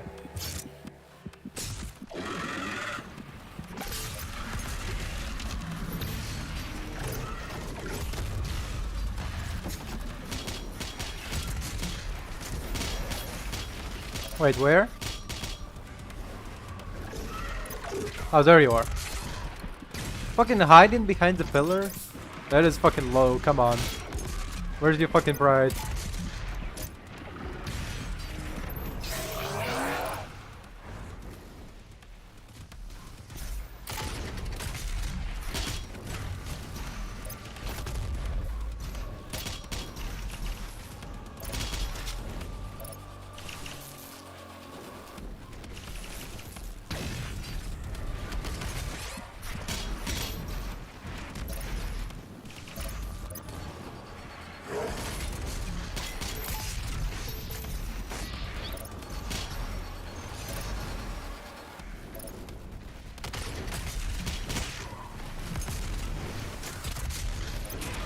Okay, there it is.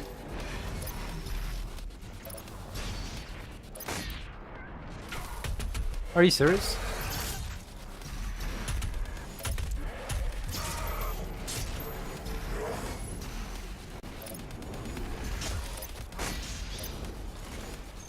Son of a bitch.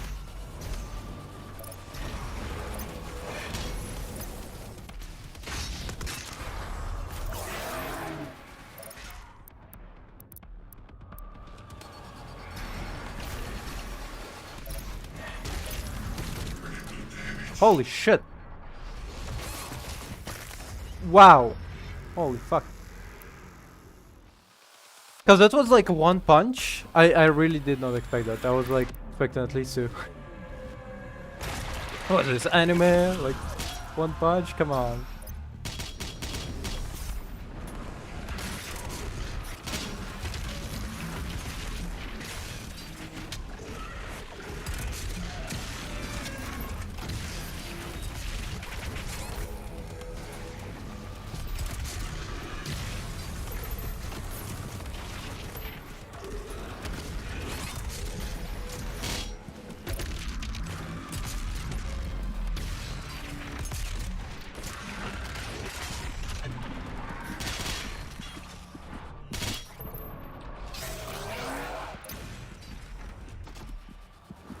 Hold up.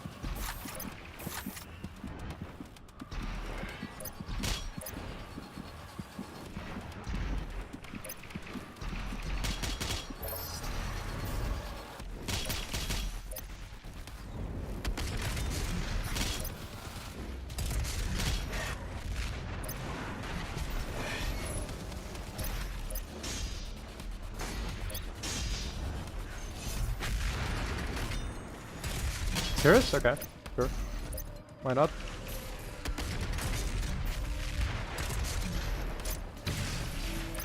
Okay.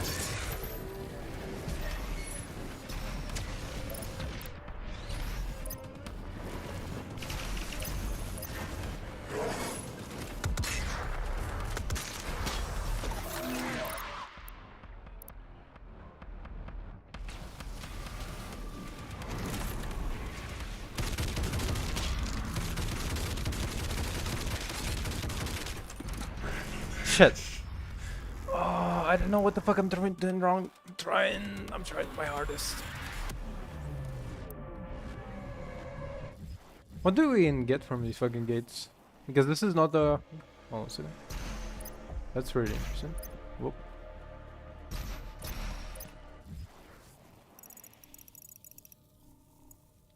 Interesting. Okay, we'll later. I don't get what we even get from these gates because we kind of already cleared a lot of stuff.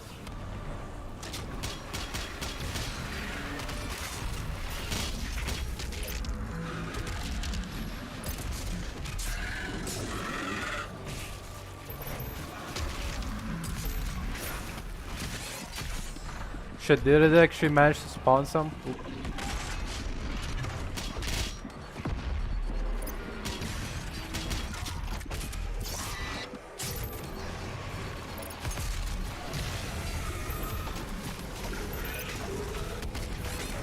Ah, got him.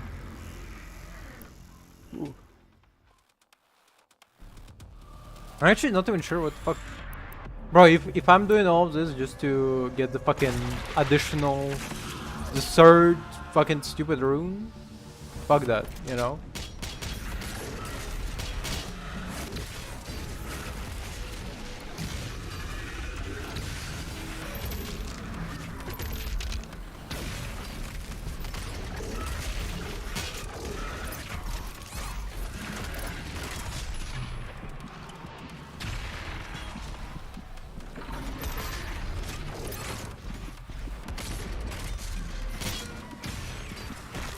Ah, shit. Whew, okay, hold up. The willow stretches. Okay, like, hold on a second. Whew, whew.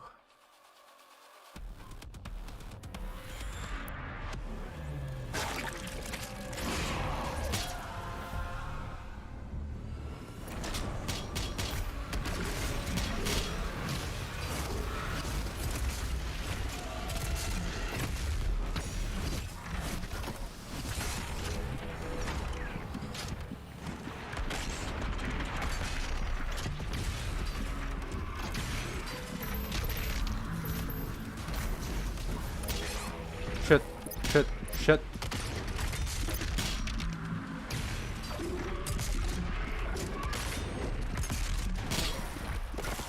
Ah, goddamn. Well.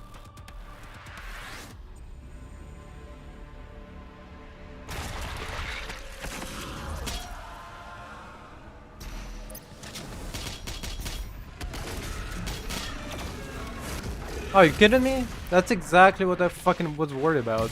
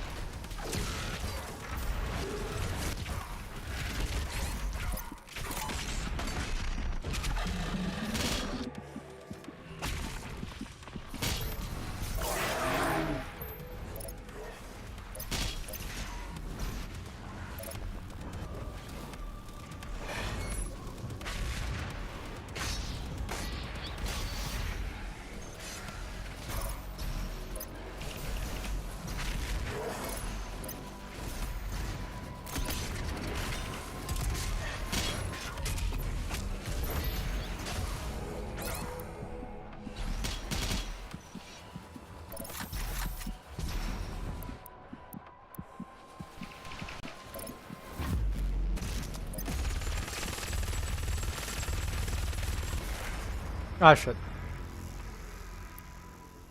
Ooh, son of a bitch, wow.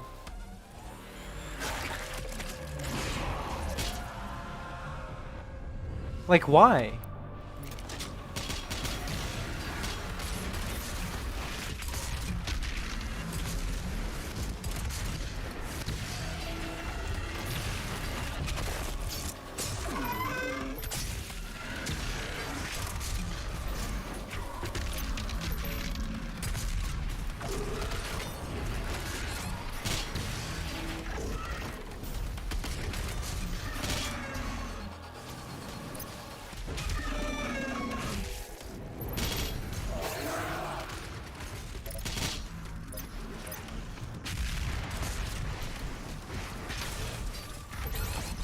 Son of a bitch.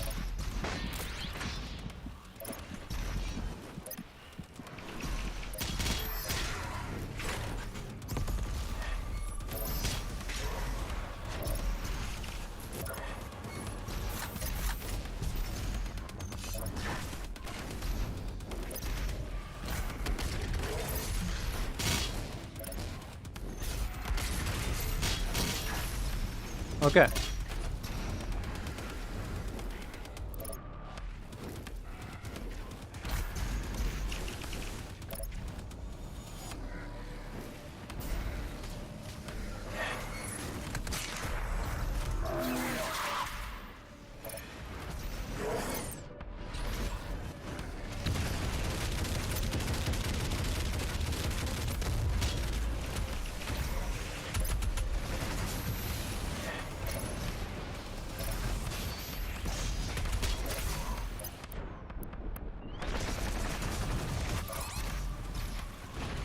Son of a bitch. Hold up. Did we save it? Somehow? Like, I don't know.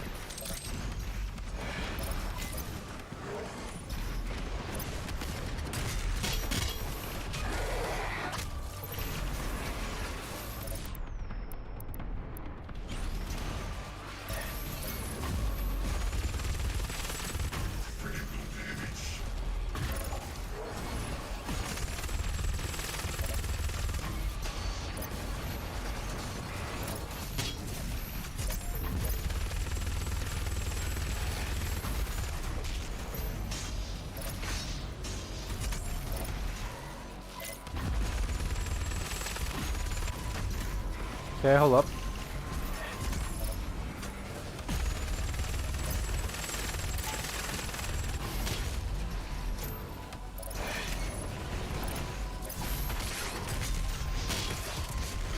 Fuck, hold up.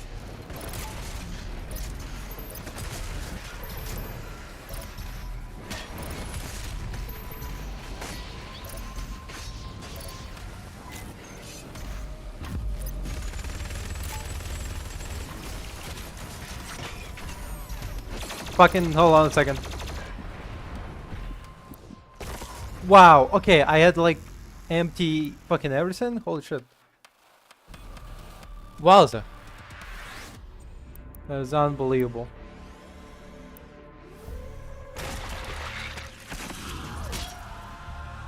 Fucking running dry.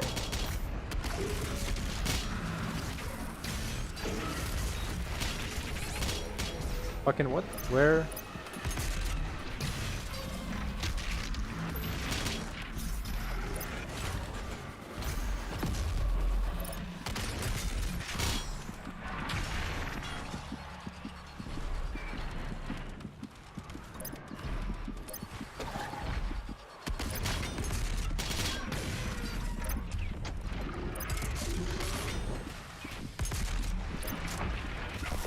Fuck, wow, okay, wow, woo.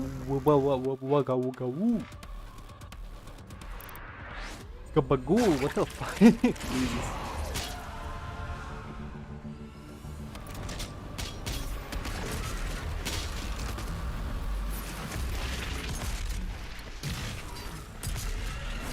Are you kidding me?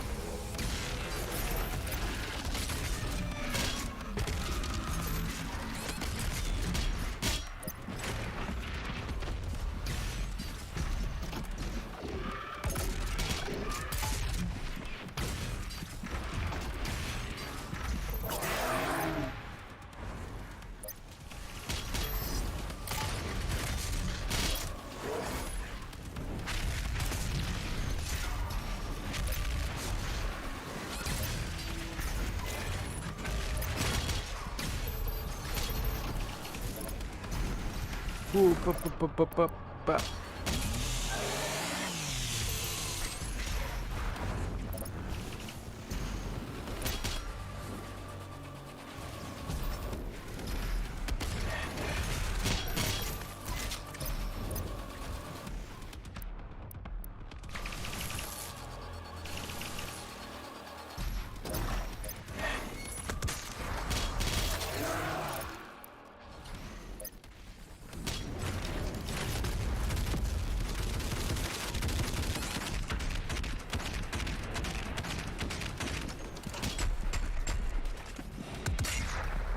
Fuck.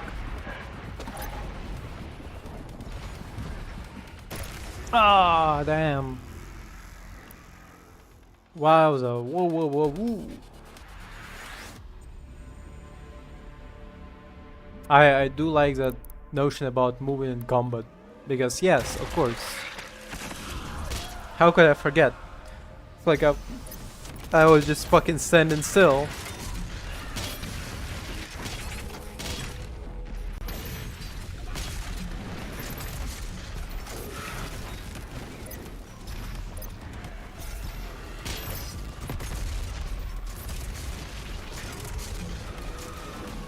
Did he fucking manage to summon?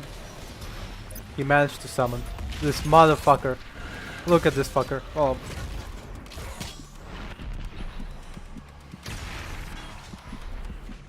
Know what? No. Like, what the fuck? He summoned twice. This bastard. Bastard. Unbelievable.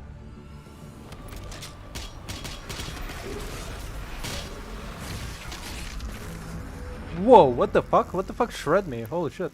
Unbelievable. Got shredded so bad. Call me fucking cabbage.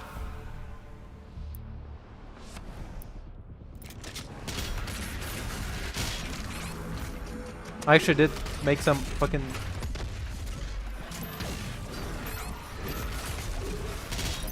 Made some pickled onions today. Again, because I mean, objectively, the first time I made them, right? I didn't make a lot. Because, well, number one, you don't know how much you're gonna put in fucking... This was the first time I was making them. To put in burritos. So, you don't know how much you're gonna put, you don't fucking make a lot. But this time I made, about the same amount. Which should be enough for the rest of the fucking burritos.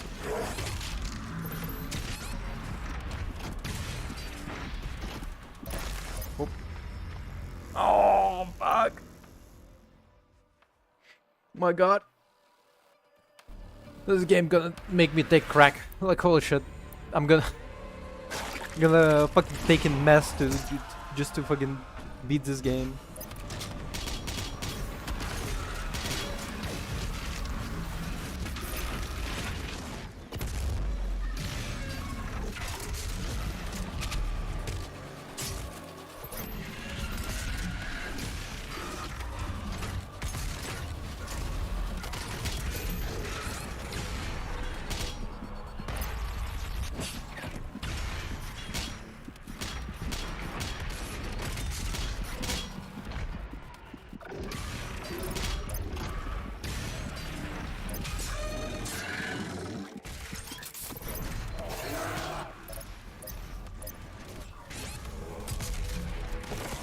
Oh, wow, wow, the most basic fucking bitch. The most basic bitch. Fucking got me. God damn it.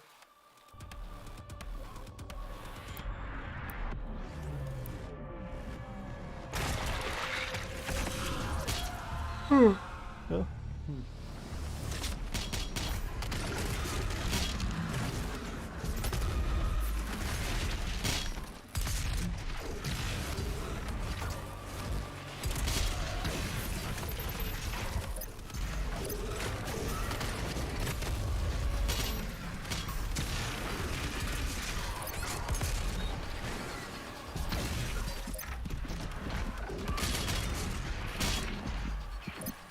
Fuck, hold up, where? You son of a bitch.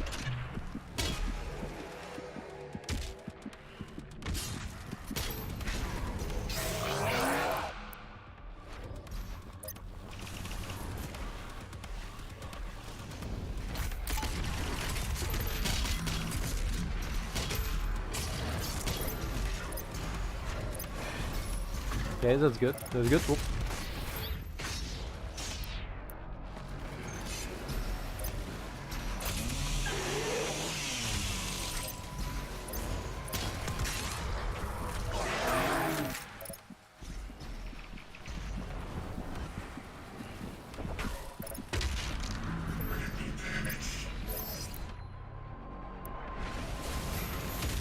Fuck, hold up.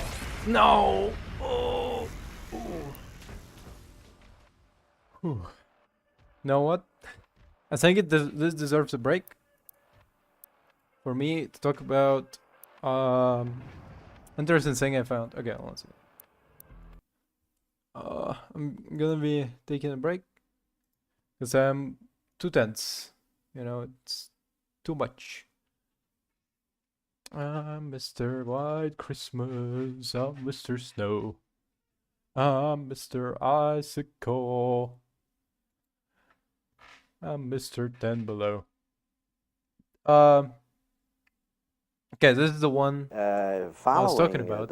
It's so fucking interesting because, well, number one, it's the perspective of a guy, an older gentleman, I guess, on his what it was like to be a police officer, and his thoughts on black people in 1960s.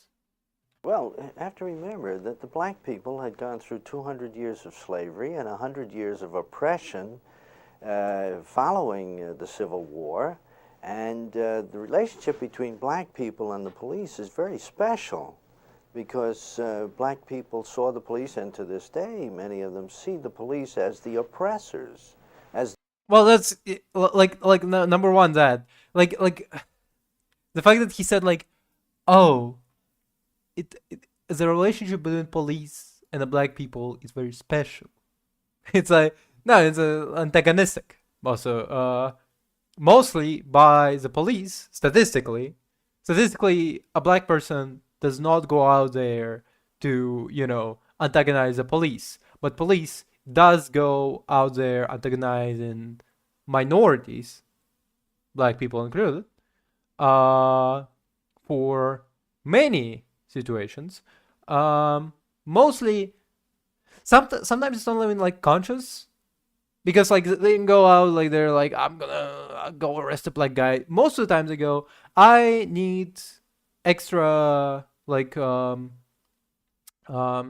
extra tickets to be written out. I need to I have like a quota to write out this many tickets, so I will go to a low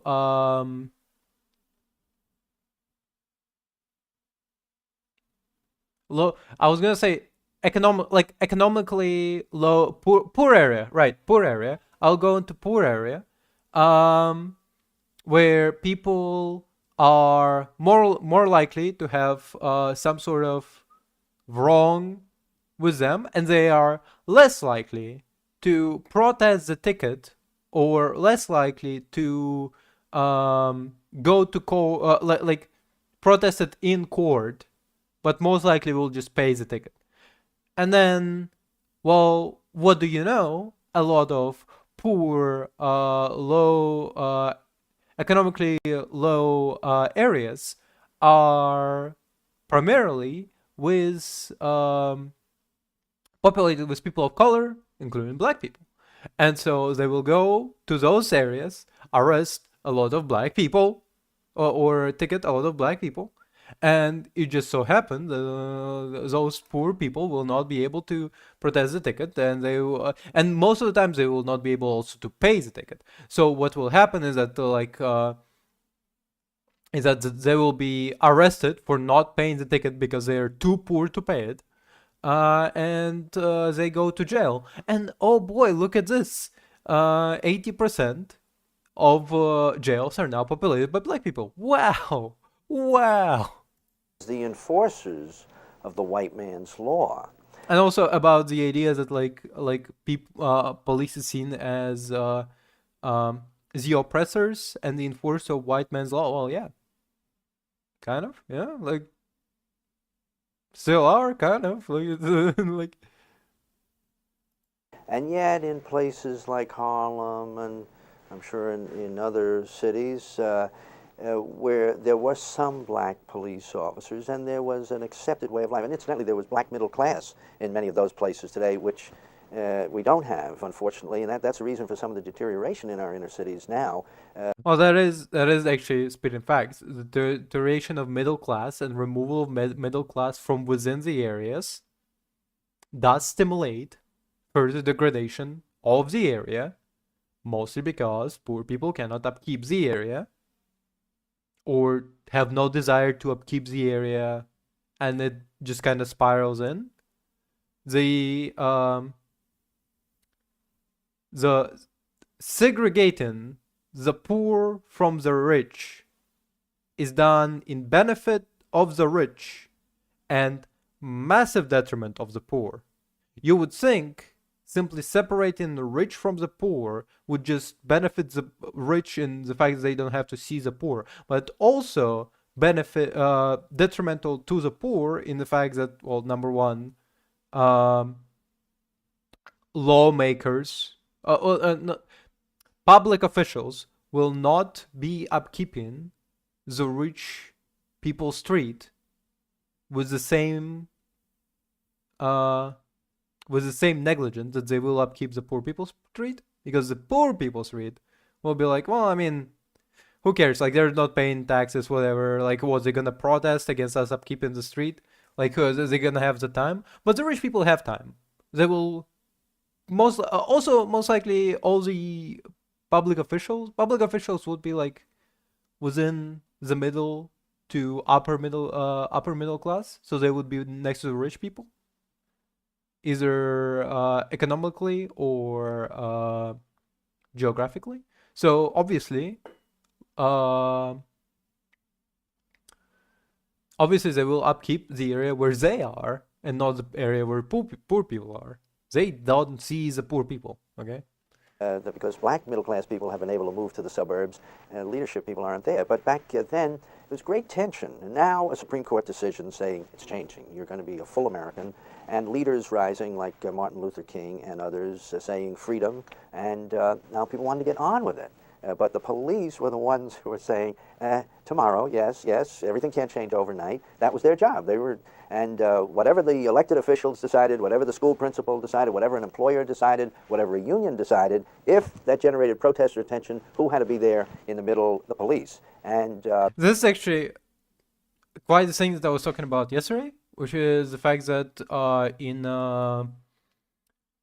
an ideal society, platonic uh, platonic as an ideal police officer will beat up a puppy and okay, I was gonna go opposite route. I was gonna say pet the puppy and beat up a grandma, but okay, sure. Beat up a puppy and pet a grandma with the same level of diligence, as long as the law says he has to do it. As long as the law says a police officer has to beat up a puppy, he will beat up a puppy. As long as law says he has to make sure grandma crosses the road, he will help grandma cross the road. That is an ideal police officer, as in ideal, the one that is not that is not corrupted, I guess. The one that is not chained by our ideas of police officer, which is stems mostly from the movie, where it's like a lone wolf going out there cleaning up the street, killing drug dealers and whatever. But like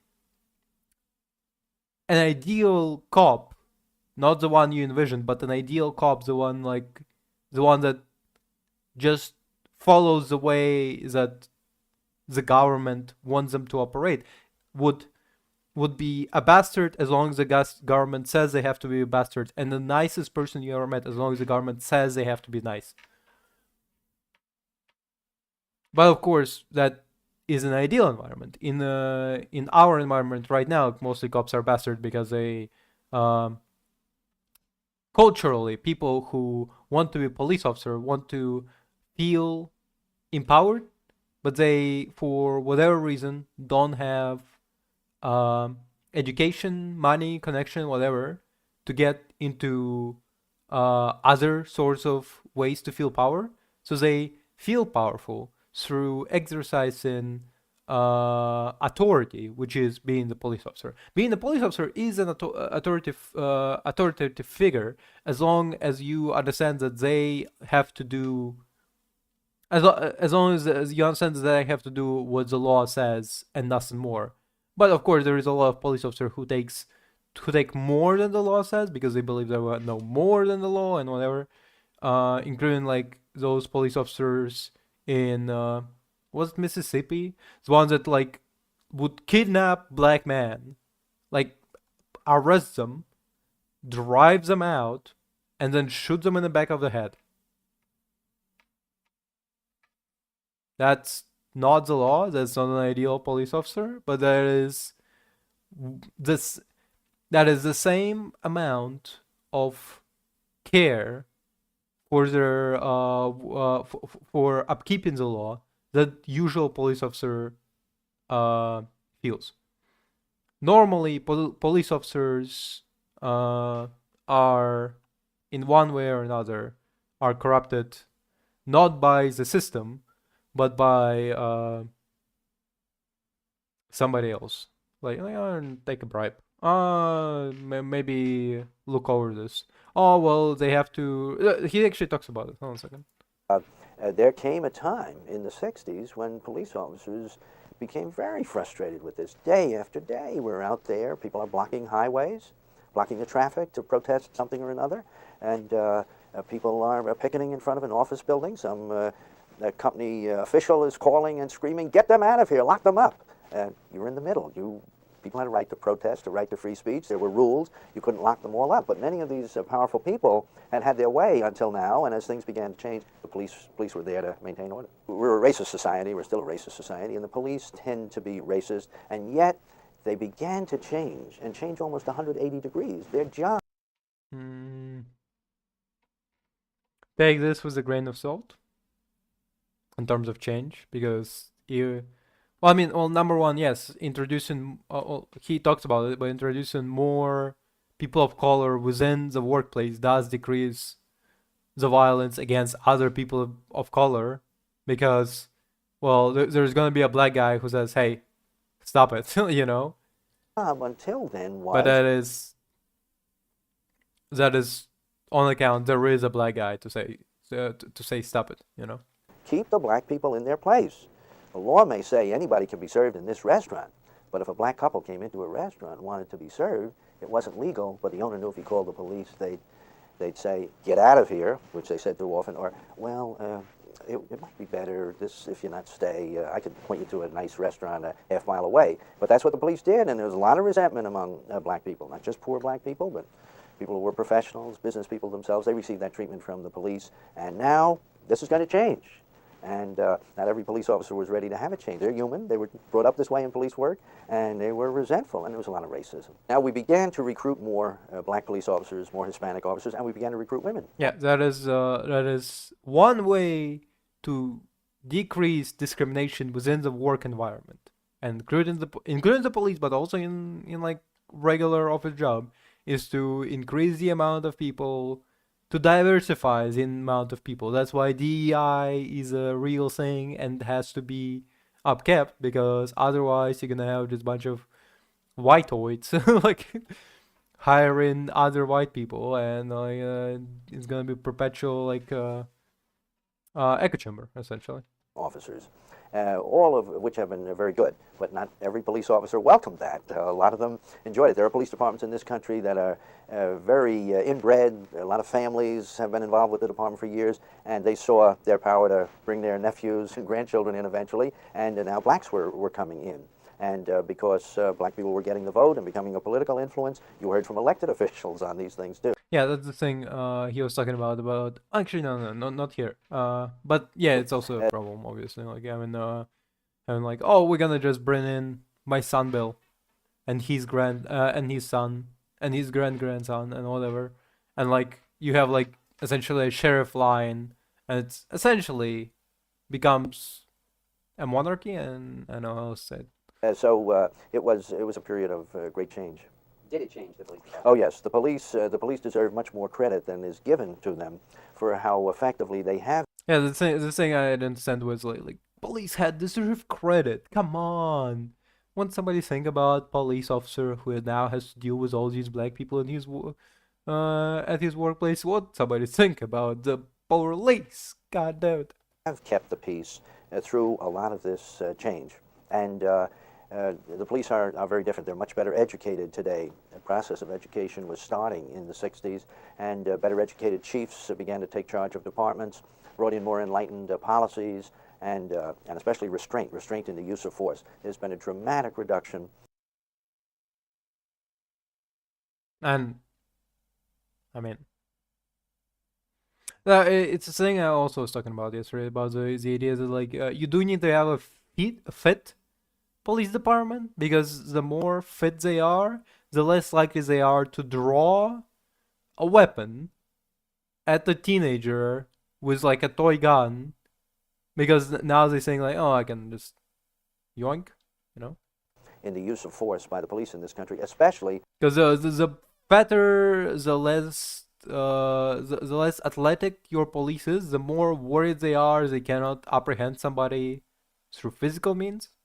And it's also about the fact that well, he was talking about the fact that they're more educated, but like the education in the police academies, as far as I know, is like a 6 months course, and 4 of those months they just teach you like, you are the lethal weapon, you are the thing that stands between the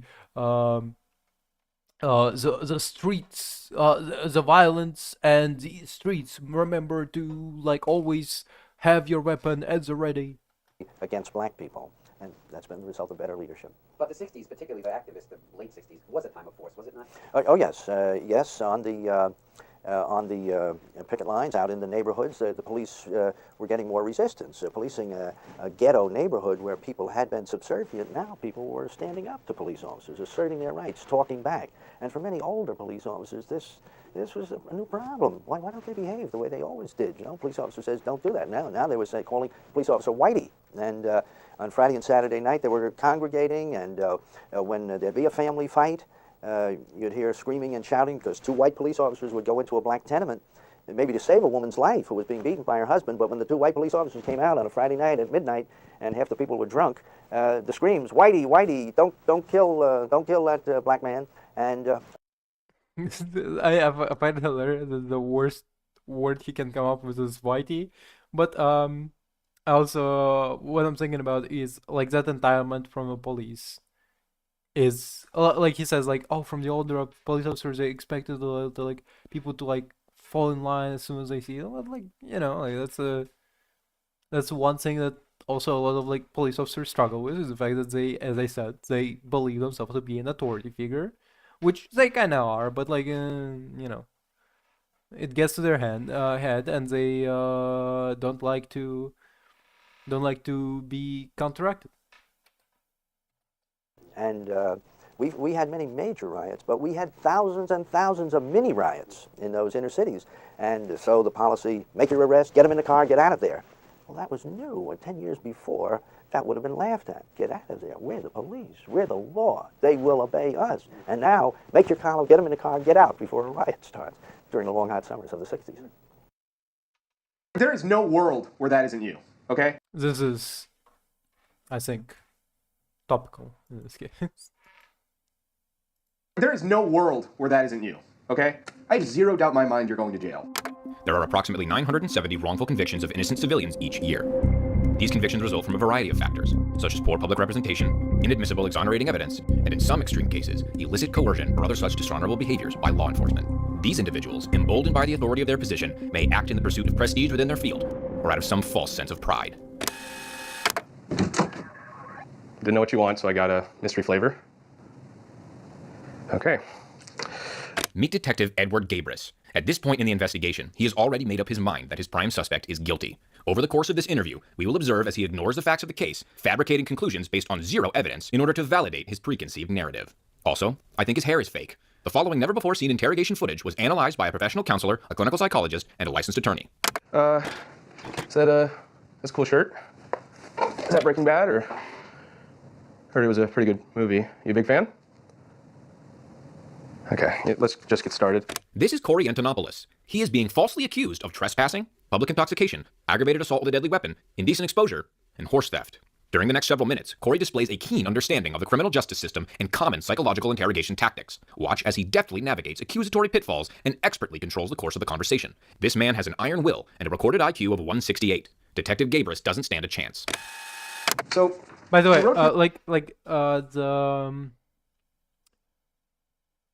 I mean, this is Wizards with Guns, obviously, but what they're parodying is one of the reason why I'm like, why my mindset is set on like, I think we should be able to fight the police, is because the videos, there's a lot of videos where with this type of format where they're like, police officer arrests a woman when she's not actually guilty, or police officer arrests a woman and she is guilty, and like most of the cases, like it just gets me more and more into it. Police, just me looking at the police with fucking dead ass stare when I hear how hard their day is.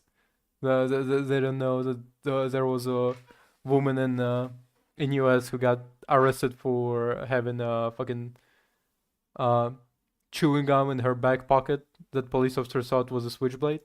here you're a professional counselor, clinical psychologist, and licensed attorney. Well, we looked you up and you're none of those things. You just review interrogation footage on the internet. Is that even a job? You have no idea what you're talking about. He has no idea what he's talking about.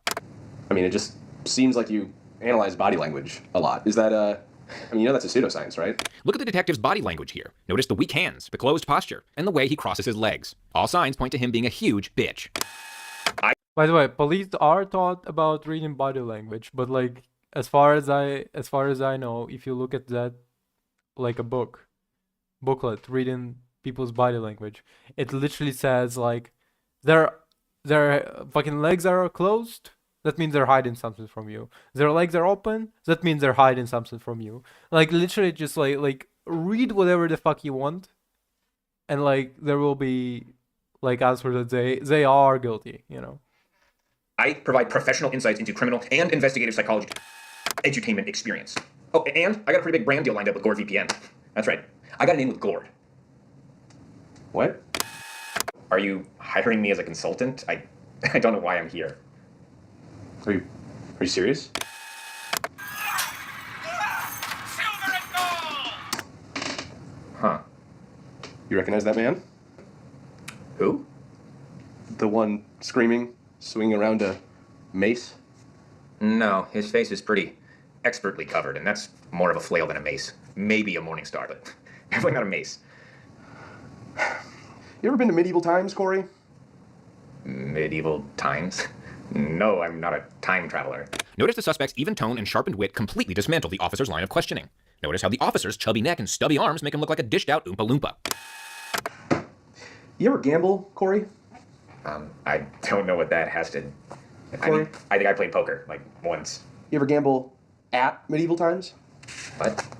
Have you ever gambled on the outcome of a medieval times tournament, say using a website? Seems interesting. Potentially lucrative, maybe. Seems ridiculous to me. I mean, there's no meaningful odds there. It's just play fighting for kids, not the Kentucky Derby. The detective here is wrong and dumb. Actually, the determinable outcomes of a medieval times tournament are influenced by a multitude of statistical probabilities and external factors. For example, if a particularly intelligent individual were to attend enough dinner shows to recognize patterns within the rotating cast of performers assigned to each show, he could then determine, let's say, for the 7 p.m. Thursday show, that Sir Keith with the beard will always be the winner. This enterprising individual could then wager the entire mortgage of his mother's house on Sir Keith with 100% certainty.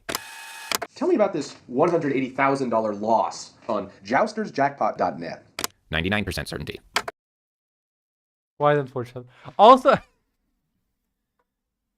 I mean, that would fucking wouldn't it be smart if you actually bet bet money on like what you know is a predetermined show. I mean, it would be pretty smart if it worked. I mean, in this case, it's just comedy sketch, but like, yeah. Now that charges for the 14th, and this receipt from Medieval Times for 11 Pretty Princess Pinuritas, that's also from the 14th. Notice how the detective has employed zero psychological tactics from his investigative tool belt. He's not even following the Reed method. He's just dryly reading a long list of evidence with zero consideration for the potential entertainment value of an analysis video. Also, I bet if I were in the suspect's position, I'd be almost gagging from the stench of egg salad on the interrogator's breath. Both these charges here are on your card. I wonder what is at medieval times. Would be cool to visit. If I remember. Oh, yeah, no, now that I think about it, I guess I was there. Yeah, that's the place with the really good soup. Okay, yeah. You know, it makes sense, too, because I'm remembering that there was horns and horses and knights during the soup. Right. We have multiple eyewitnesses near your table claiming you were belligerently cheering for the Blue Knight. Now, did you make a bet on the Blue Knight, or...? No, I was just cheering with everyone else. Alongside everyone else? Yeah. Yes. You were in seat D4. That's the Green Knight section. Okay. I'm pretty sure it was like a bluish green, like, you know, like a teal section. No, it was Green. I checked. Then you were quoted as saying, "Shit, where's Sir Keith? Where the fuck is Keith with the beard? Who the hell is this new guy? Get off your ass blue. You're supposed to win me that green, but now all I see is red." It's a clever chant. Then you start screaming the C word until security asks you to leave, at which point you stole a whole pot of soup and stormed off. Got it to go. It was good soup. Got in my car. I went Corey, several statements corroborate that after the show, a heavily intoxicated man wearing an executioner's mask from the gift shop broke into the cast dressing rooms and started threatening people with a boiling pot of soup, demanding money. So, anybody... How about we continue watching this video of our unidentified suspect? Where's your gate? Where's that no-show? Fuck! I'm gonna dunk his beard in boiling piss, and anyone who tries to stop me is getting souped! You spilled the soup. How do you know that's me? Night, let alert. Corey, there is no world where that isn't you, okay? I have zero doubt in my mind you're going to jail. Okay. Wow. Take a look at the confidence displayed by Corey here. A clear sign of his innocence. See how he widens his posture, spreading his legs and lifting one of them slightly, not only appearing larger and therefore more dominant, but also shifting the axis of their shared eye line, completely throwing off the detective's concentration. Did you just fart? No. Oh my God. Oh, it smells like you... You were quoted as saying, "I lost it all, I'm ruined. Where's that imposter Blue Knight? He gave me blue balls, and now I can't get it up financially." Sound familiar? "My deal with Gord is bound to flake, so take me to the King's Coin. His purse better be fat, or my goose is cooked." And after you spilled hot soup on yourself, you panicked and grabbed a mace. Flail, from the weapons rack and started swinging indiscriminately into the crowd. Allegedly. Then you stepped on the head of Freedom, the show falcon. Allegedly. So the staff locked you in the stables, at which point you escaped by taking a horse hostage. Allegedly. Library time's up. Back to D block. I told you I was making a video. You have 5 minutes. Okay. And then you're done. Okay. That's right, welcome my bitch. You got a problem? What? Nothing, almost done. Allegedly. You screamed, "My knight lost the grail, so this horse gets the flail." Seems like an inappropriate time to rhyme. Is that all you got? Here you are, backing out past security, holding the horse at flail point. There you are leaving the front lobby after the horse drags you through the gift shop a couple times. Here you are re-entering the building, presumably to use the bathroom because, yep, there you are going into the restroom with the horse. At this point, he's kicking you pretty hard in the head. So far, the detective has grainy footage of an unidentifiable suspect, completely circumstantial eyewitness testimonies, and nipples so thick you can see them through his polo. Now here's the horse dragging you out of the bathroom, out of the building with your pants around your ankles.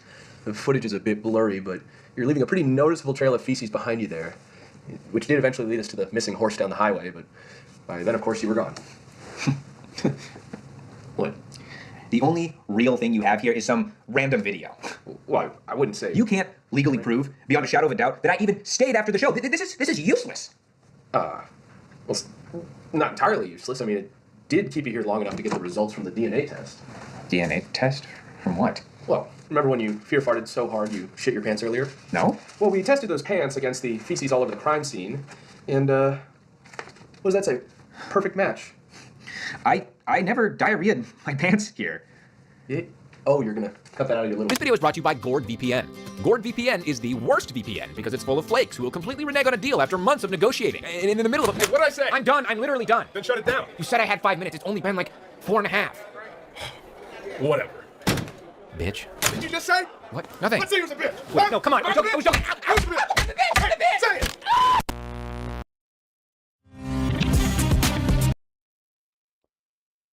Yeah.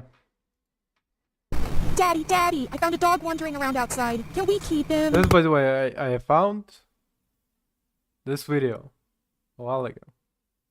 And then I found this channel, finally. Because I found this video like randomly on Reddit and I had to find the video on YouTube channel. And damn if it's not fucking fantastic. Daddy, I found a dog wandering around outside. Can we keep him? I think his name is either Bridget or Amanda or Cynthia or Carla. He had a bunch of different IDs in his duffel bag when I found him. Sam, come here now. Be careful, he's really protective. Sam, I think we should try to see if he's lost. Maybe he has a family that's looking for him. Wait, I can speak dog. What is it, boy? If your dad doesn't let me stay here, I'm burying you in the backyard and I'm taking his intestines and throwing the rest of them out the window. Okay. Daddy asked if we can have a sleepover, please. That's a great idea, honey. Why don't you show him around and I'll order us a pizza? Or Italian, Thai, Mexican, barbecue, whatever. He says he already had that yesterday. He had Italian, Thai, barbecue, and Mexican yesterday? I want meat. Give me meat. Okay.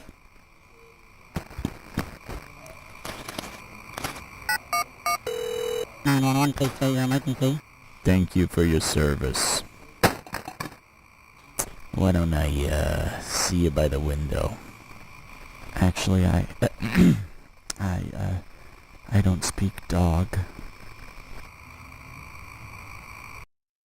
The comedy value of this shit is ingenious. I'm telling you. This man going places. And hopefully nowhere near me. Like, oh my god, this fucking genius. I was thinking on Sunday to play Carry On. I already played it before. And then I found this trailer and I was like, no, it would be nice to play it on stream. Because fucking Carry On is a fantastic game. Short as well. It's like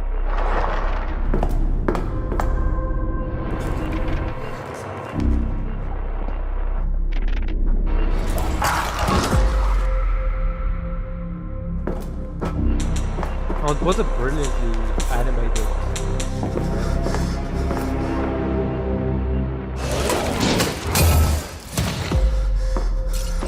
This guy looks like Commissioner Gordon from DC. You know, like I don't know how there was a favorite sentence. It looks like Commissioner Gordon. That's all I'm gonna say.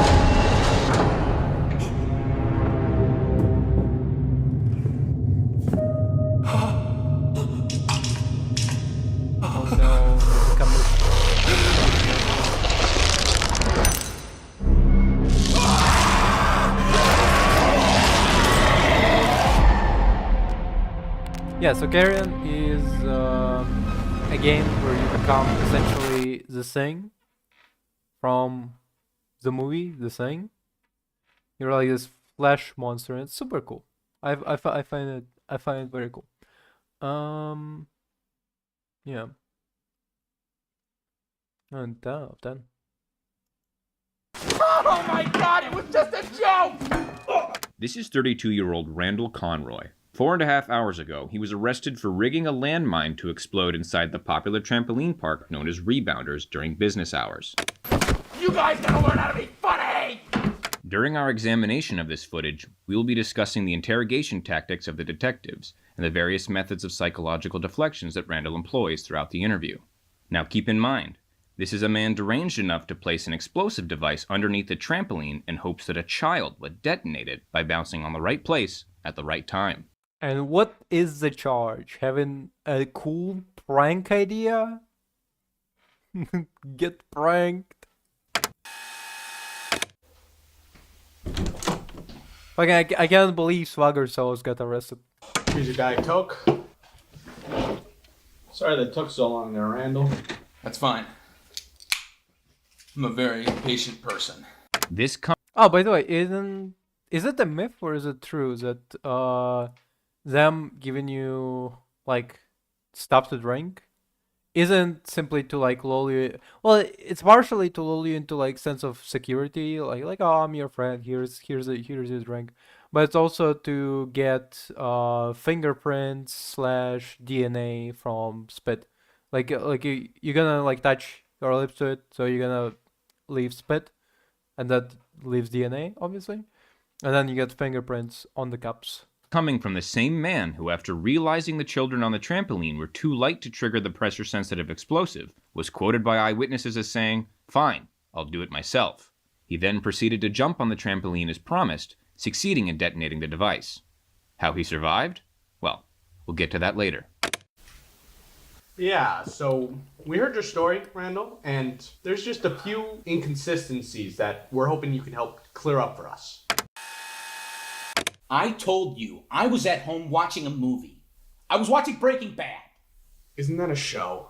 The movie! Breaking Bad, the movie! Randall is partially telling the truth here. The movie El Camino continues the Breaking Bad story, following the actions of Aaron Paul's character Jesse Pinkman after the series finale. Notice how confident Randall is when he's telling the truth. Now let's look at his behavior when he's caught in a lie. But then the second time they brought up Breaking Bad and also said the movie. I haven't ever even heard of Rebounders. Don't even know what that is. I am a Sky Zone guy. Really? Look at me. Really? Then why did we find a Rebounders membership card in your wallet? This was no ordinary membership card. This was a Pro Bouncer Lifetime Member Rewards card reserved only for Rebounders enthusiasts. It was last scanned at the time of the crime. Oh, dude, I remember now. I was at a different Rebounders. And my friend Billy was there. He could talk to you and back me up. Did you notice that? His confidence was restored by utilizing only parts of the truth. His high school friend Billy Weisler was at another Rebounders around the time of the incident.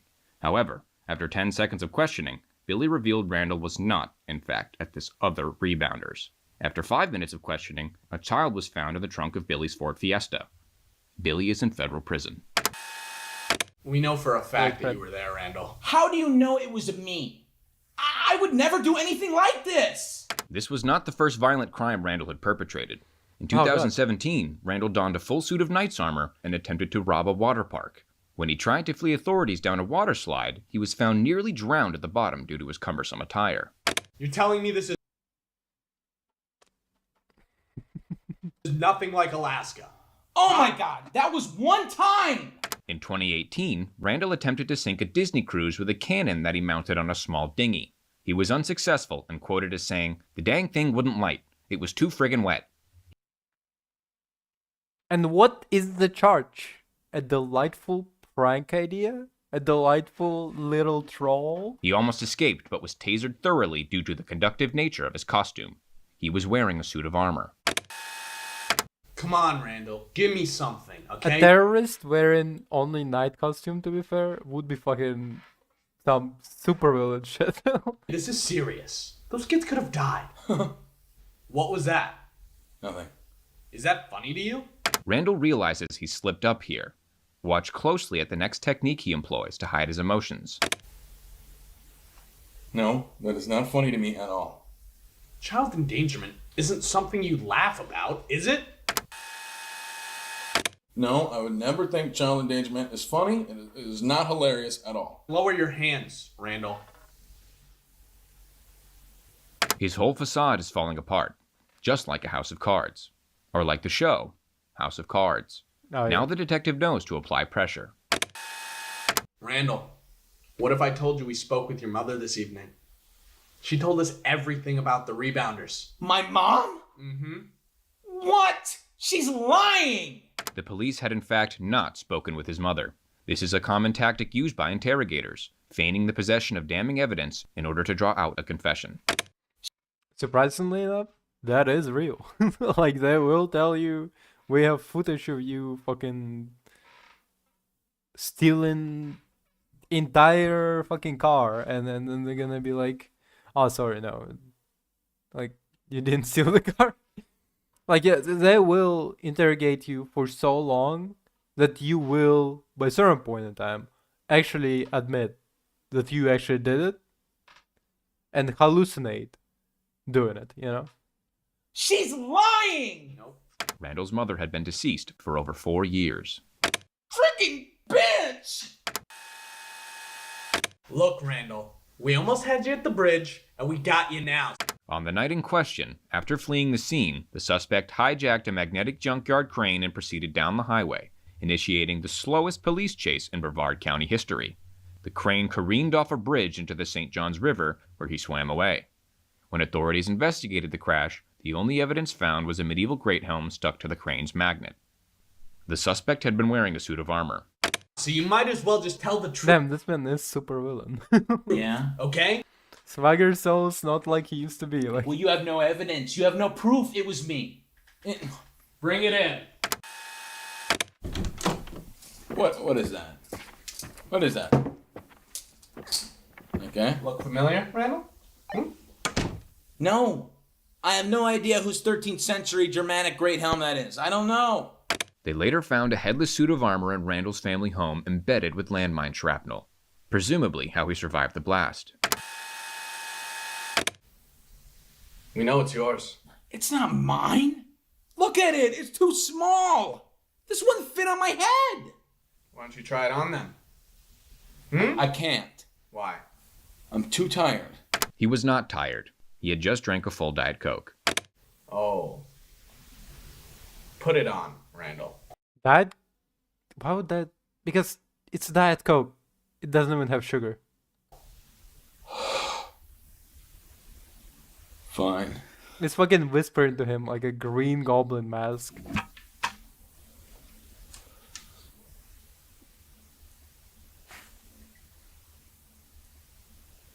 Swagger Souls. It's a perfect fit. I know. The detective has all he needs. All that's left is to present the evidence at trial and let the jury decide. All right, Randall. We're done here. Randall, you have the right to remain silent. Anything you say... I am not going to jail for this. You can't do this to me. But wait, okay, that is actually also a real thing that happens. I don't know, like, I'm criticizing police mood, but that is an actual thing that happens. So he was getting read his Miranda rights, which means that this entire time he was not under arrest, which means that he was, well, number one, free to leave, and number two, since he was detained, like there's literally, okay. So often, when the police detains you, they don't read you your Miranda rights, okay? And as long as they don't read your Miranda rights, anything that you say to the police counts as like hearsay, you know? Like, it's like, we have to trust the police. Well, they usually trust the police, but you have to trust the police that, like, what you were saying was serious, not in jest, and whatever. After they read your Miranda rights, you are under arrest, and that is when you're brought up with a lawyer, and anything you say will be held against you in court of law. In this case, he was not under arrest, but it is quite often that people misunderstand it, and they'll be like, oh, well, police holds me, they did not read me my Miranda right, but obviously I am under arrest. And then they're gonna be like, okay, I'll, and because when you're just detained and not under arrest, they don't have to bring up lawyer. But as soon as you're under arrest, they have to bring up a lawyer. So they'll talk to you like this, without your lawyer present. And you go, okay, I did it. Please just make sure to shave off like 10 years of my sentence. And they're gonna be like, well, there was no lawyer to negotiate with us. And you're slammed with like 100 years. Heard of the scooping around? Oh my god, it was just a joke! You guys gotta learn how to be funny! This interrogation footage proved to be instrumental in the prosecution's case against Mr. Conroy. In response, Randall's primary defense was that his heinous actions were, quote, actually a really funny joke, and everyone just needs to be cool about it. In a strange turn of events, the judge agreed and let him go, stating Conroy's crimes were a hoot and an absolute riot. Unfortunately, Randall did not enjoy his freedom for long. Just 2 weeks after his acquittal, he was caught in a police standoff while setting fire to a Claire's. He died a day later due to injuries sustained from authorities using armor-piercing rounds. He was wearing a suit of armor.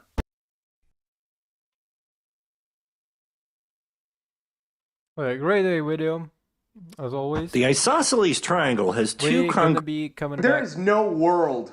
We're gonna be coming back The isosceles to Doom Eternal next week, doing that challenge, and day after that we're gonna be continuing from where we left off and probably starting the Doom Eternal Ancient Gods. Triangle has two Tomorrow there's congruent gonna be, sides. Cyberpunk 2077. After tomorrow, there's gonna be Hollow Knight, then Hollow Knight again, and then on Sunday I'm planning to do Carrion. Thank you very much for watching. Roll it around, don't fake it. Bye. Shake it, bake it, booty quick it.